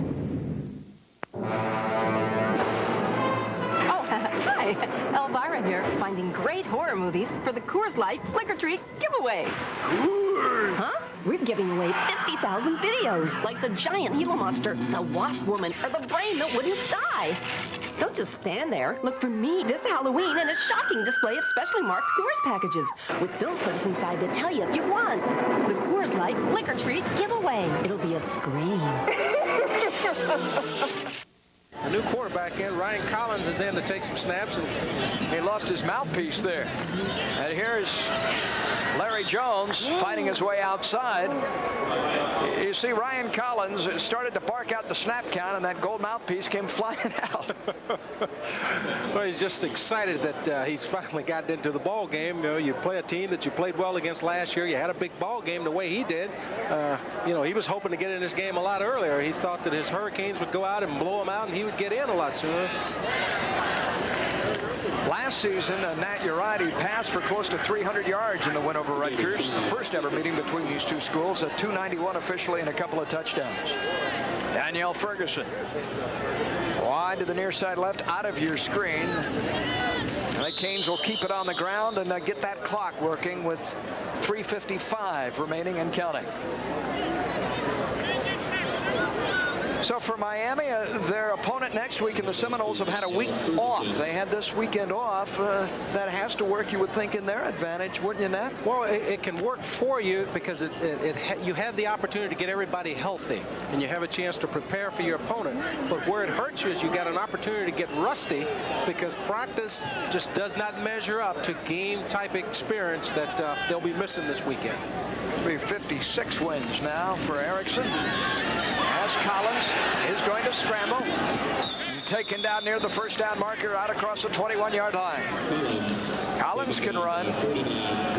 Mike Bressel, reserve inside linebacker, seeing late game duty today. As there'll be some happy faces on the charter headed home, and I do believe for Rutgers, quite honestly, a foundation on which to build. Yeah, they have nothing to be ashamed of. As we've harped on all ball game, it's the penalties that have hurt them more than the Hurricanes. You know, they were in the ball game, had plenty of opportunities to score points, but they would come up with a senseless mistake or turnover here and there. But you know, just something they go back, correct, and they're gonna get better. Off off the side of Chrissy's foot, and now it takes a hurricane roll nearing midfield. And it rolls dead at the Miami 48-yard line. Well, looking at the way the punters have performed today, you have to feel the wet feel has really hurt their ability to step up and kick the football. You know, you've had both punters that the ball has gone off the side of their foot, and they just haven't been able to get square footing where they could launch a good punt today. So for Dennis Erickson, he'll be much more gregarious, I'm sure, after this game than he was before it. He knew he had his work cut out. And the upcoming schedule of Virginia Tech, ranked 10th in the nation, headed toward an important Big East date with Syracuse this afternoon. So it's Tech and Syracuse following the Noles and the Mountaineers for Erickson and company. For Rutgers on first down, toting the ball for the first time today, Damon Hamlin, a redshirt freshman running back. Carries it for the first time. Gain on the play of close to 6. Former Fork Union Academy. Prepster, it's Army next week in Cincinnati here, and then up to Boston College to face Dan Henning. Temple back here, and then the Hokies and Johnny Majors, Pitt Panthers. Another flag, another procedure call. You grimaced, Nat. Well, you know, as a player, a former player, I know how much this hurts an offense when you can't get off on the snap count and you continually just make senseless illegal mistakes. Snap, offense, 5-yard penalty, still second down.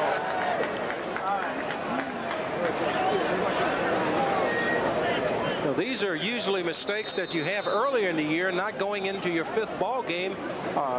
Usually starting the season, you'll have the illegal procedures, the offside penalties, but in the 5th ball game, you should have these things corrected. Penalty number 14, 120 yards the wrong way for the Scarlet Knights. 2nd and 10, the pass nearly picked up. Miami nearly had the INT Tremaine Mack breaking on the football. The pass intended for Charles Woolridge. It's overthrown. The redshirt freshman Mack came ever so close to the pickoff. Well, Miami's got wholesale changes now. They've got the entire second team in there, and you know, this is what you live for when you're a second teamer or redshirt guy or practice squad guys, the opportunity to get in and play, and you know, they're getting their opportunity here in the last minute and 28 seconds.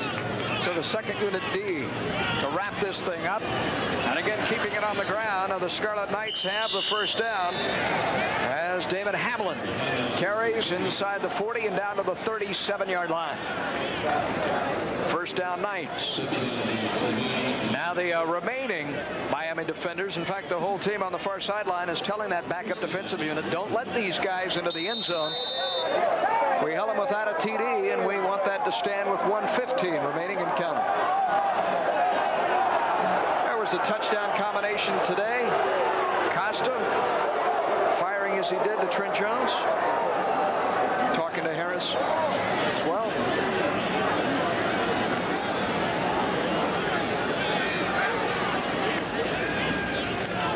A slip. His knee did not touch. Nice pass into the end zone. Too far. Some bumping, but no flag. For a guy that was stumbling about, Higgins had quite a bit of muscle on that pass. To me, Higgins shows a lot of poise for a guy that hasn't played much. He didn't panic on the big play when he was able to spin out and hit Marco Battaglia there. He lost his footing. He put his hand down, caught his balance, and still had presence downfield to pick out a receiver and air it out. You know, a lot of poise for a young guy that hasn't played a lot. 51 seconds remaining. As the Knights are back up to the line of scrimmage. Pair receivers to the near side, and Hutton and Harper. And the inside give. Very busy Damon Hamlin here in the late stages of this football game. Keeping it on the ground, and the crowd wants Rutgers to hustle up and try to punch something into the end zone. With every snap here, Rutgers is using this primarily as a scrimmage to get better, get some experience running the 2-minute drill. As the clock continues to wind, 25 seconds and counting. Robert Higgins back to throw. A flag goes down, and he throws it near no one in red. Stephen Harper cut across the middle. Higgins may have thought he was going to break for the corner. Well, he had to get rid of the ball and anticipate where his receiver was going, because Dwayne Johnson came in and really put a hit on him. Procedure, offense. Just as he was releasing the football. I would have to believe this comes close to being an all-time record for penalties for Rutgers in a single game. 15 Illegal in one procedure, afternoon. offense. Penalty has been declined. It is 4th down. Warren Sapp, what a huge first half he had, and perhaps the pivotal play of the game, scooping up the fumble by Willis and rambling a dozen yards. It was a big play, but Rutgers had the football, had a chance to go in and score before the end of the half, and Sapp comes up with the fumble and puts Miami in great field position. They're able to go in and score. On 4th down, Higgins unloads across the middle, and it's incomplete. Behind Jonathan Gibbs, the junior, the intended receiver at the 18-yard line, and Miami once again takes over on downs, having but to run one play in this game's history. For Miami, in the 2 meetings with Rutgers, last year and this, the Canes a perfect 2-0, and having won now 13 of their last 14 games, 13 of 14 overall in the Big East Conference.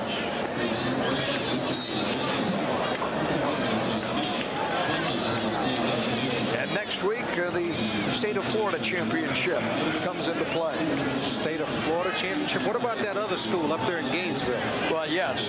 Mr. Blue and Orange, I thought you might bring that up. Boy, what a team they have.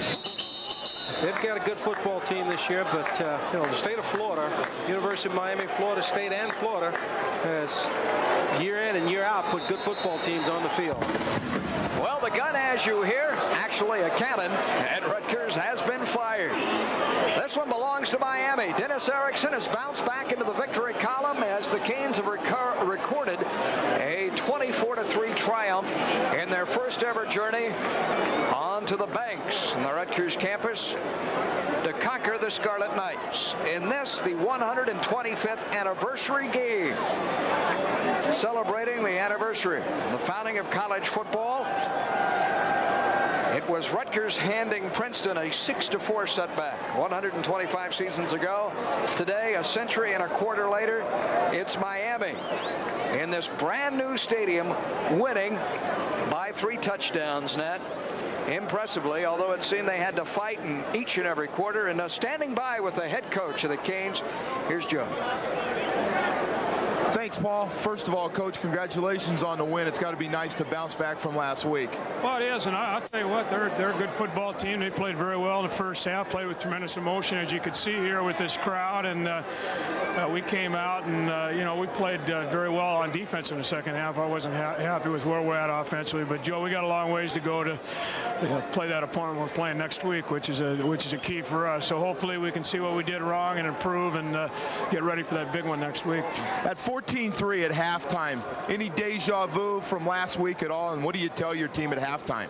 Just we reminded them of last week, and I was disappointed that we didn't come out and play better at the start of the second half on offense, where we had an opportunity to get some first downs and didn't do it. But we won the football game, played well on defense, and I thought in a lot of areas we showed a lot of character. But you know, Rutgers coming up here was not the easiest thing in the world, to be very honest with you. It's got to be tough going between Washington, that tough loss this week, and then of course what's coming now, Florida State University. Well, this is a big one, and we obviously know that they're a great football team, and you know, our guys have got to rise to the occasion, have a good week of practice, and we'll see what happens. But I'm excited about it and excited about that game. All right, Dennis, thank you. Okay, Joe, thank you. All right, that's Dennis Erickson, and we'll throw it back up to the boys.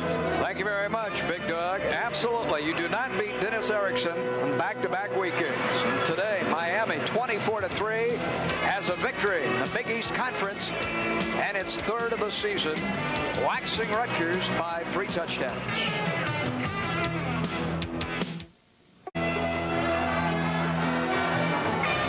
It's a successful journey this afternoon for Miami in its first trip ever into Rutgers Stadium as the Canes conquer the Scarlet Knights of Rutgers, a 24-3. But I think the score is somewhat misleading, and Dennis Erickson said so as well, as it really begins to rain quite hard here in Rutgers Stadium, that the Scarlet Knight team played about as well as it could at times to hang tough with Miami. Well, they played exceptionally well. They lost their star player in Ray Lucas, but defensively they hung in there until the bitter end when Miami was able to finally put a third touchdown on the scoreboard. But they've got a lot to build on, and they've got to correct some mistakes. The biggest problem they have, as I saw today, was the penalties and a few turnovers. If they can correct these senseless penalties, they're going to be in every ball game. And hand it to Dennis Erickson and his staff and this team as well, that following the disappointment of the Washington setback and with the Seminoles on the horizon, they're still able to win a Big East Conference game on the road. And here statistically, that is how they got it done. Well, they did a good job of running with the football. They showed a lot of balance as they had 409 yards total offense. 2 turnovers. They cannot have that against Florida State. But the big thing was, in the third quarter, they assumed control of the game. They took control. They controlled the football and was able to gain some time on who was controlling the football this ball game. And Frank Costa with a pair of touchdown passes in this game. One to Chris T. Jones and the other to Jonathan Harris. It's Miami 24-3. And in a moment, final thoughts from a rather waterlogged Joe Rose down on the sidelines when we return to Rutgers here on Sunshine Network.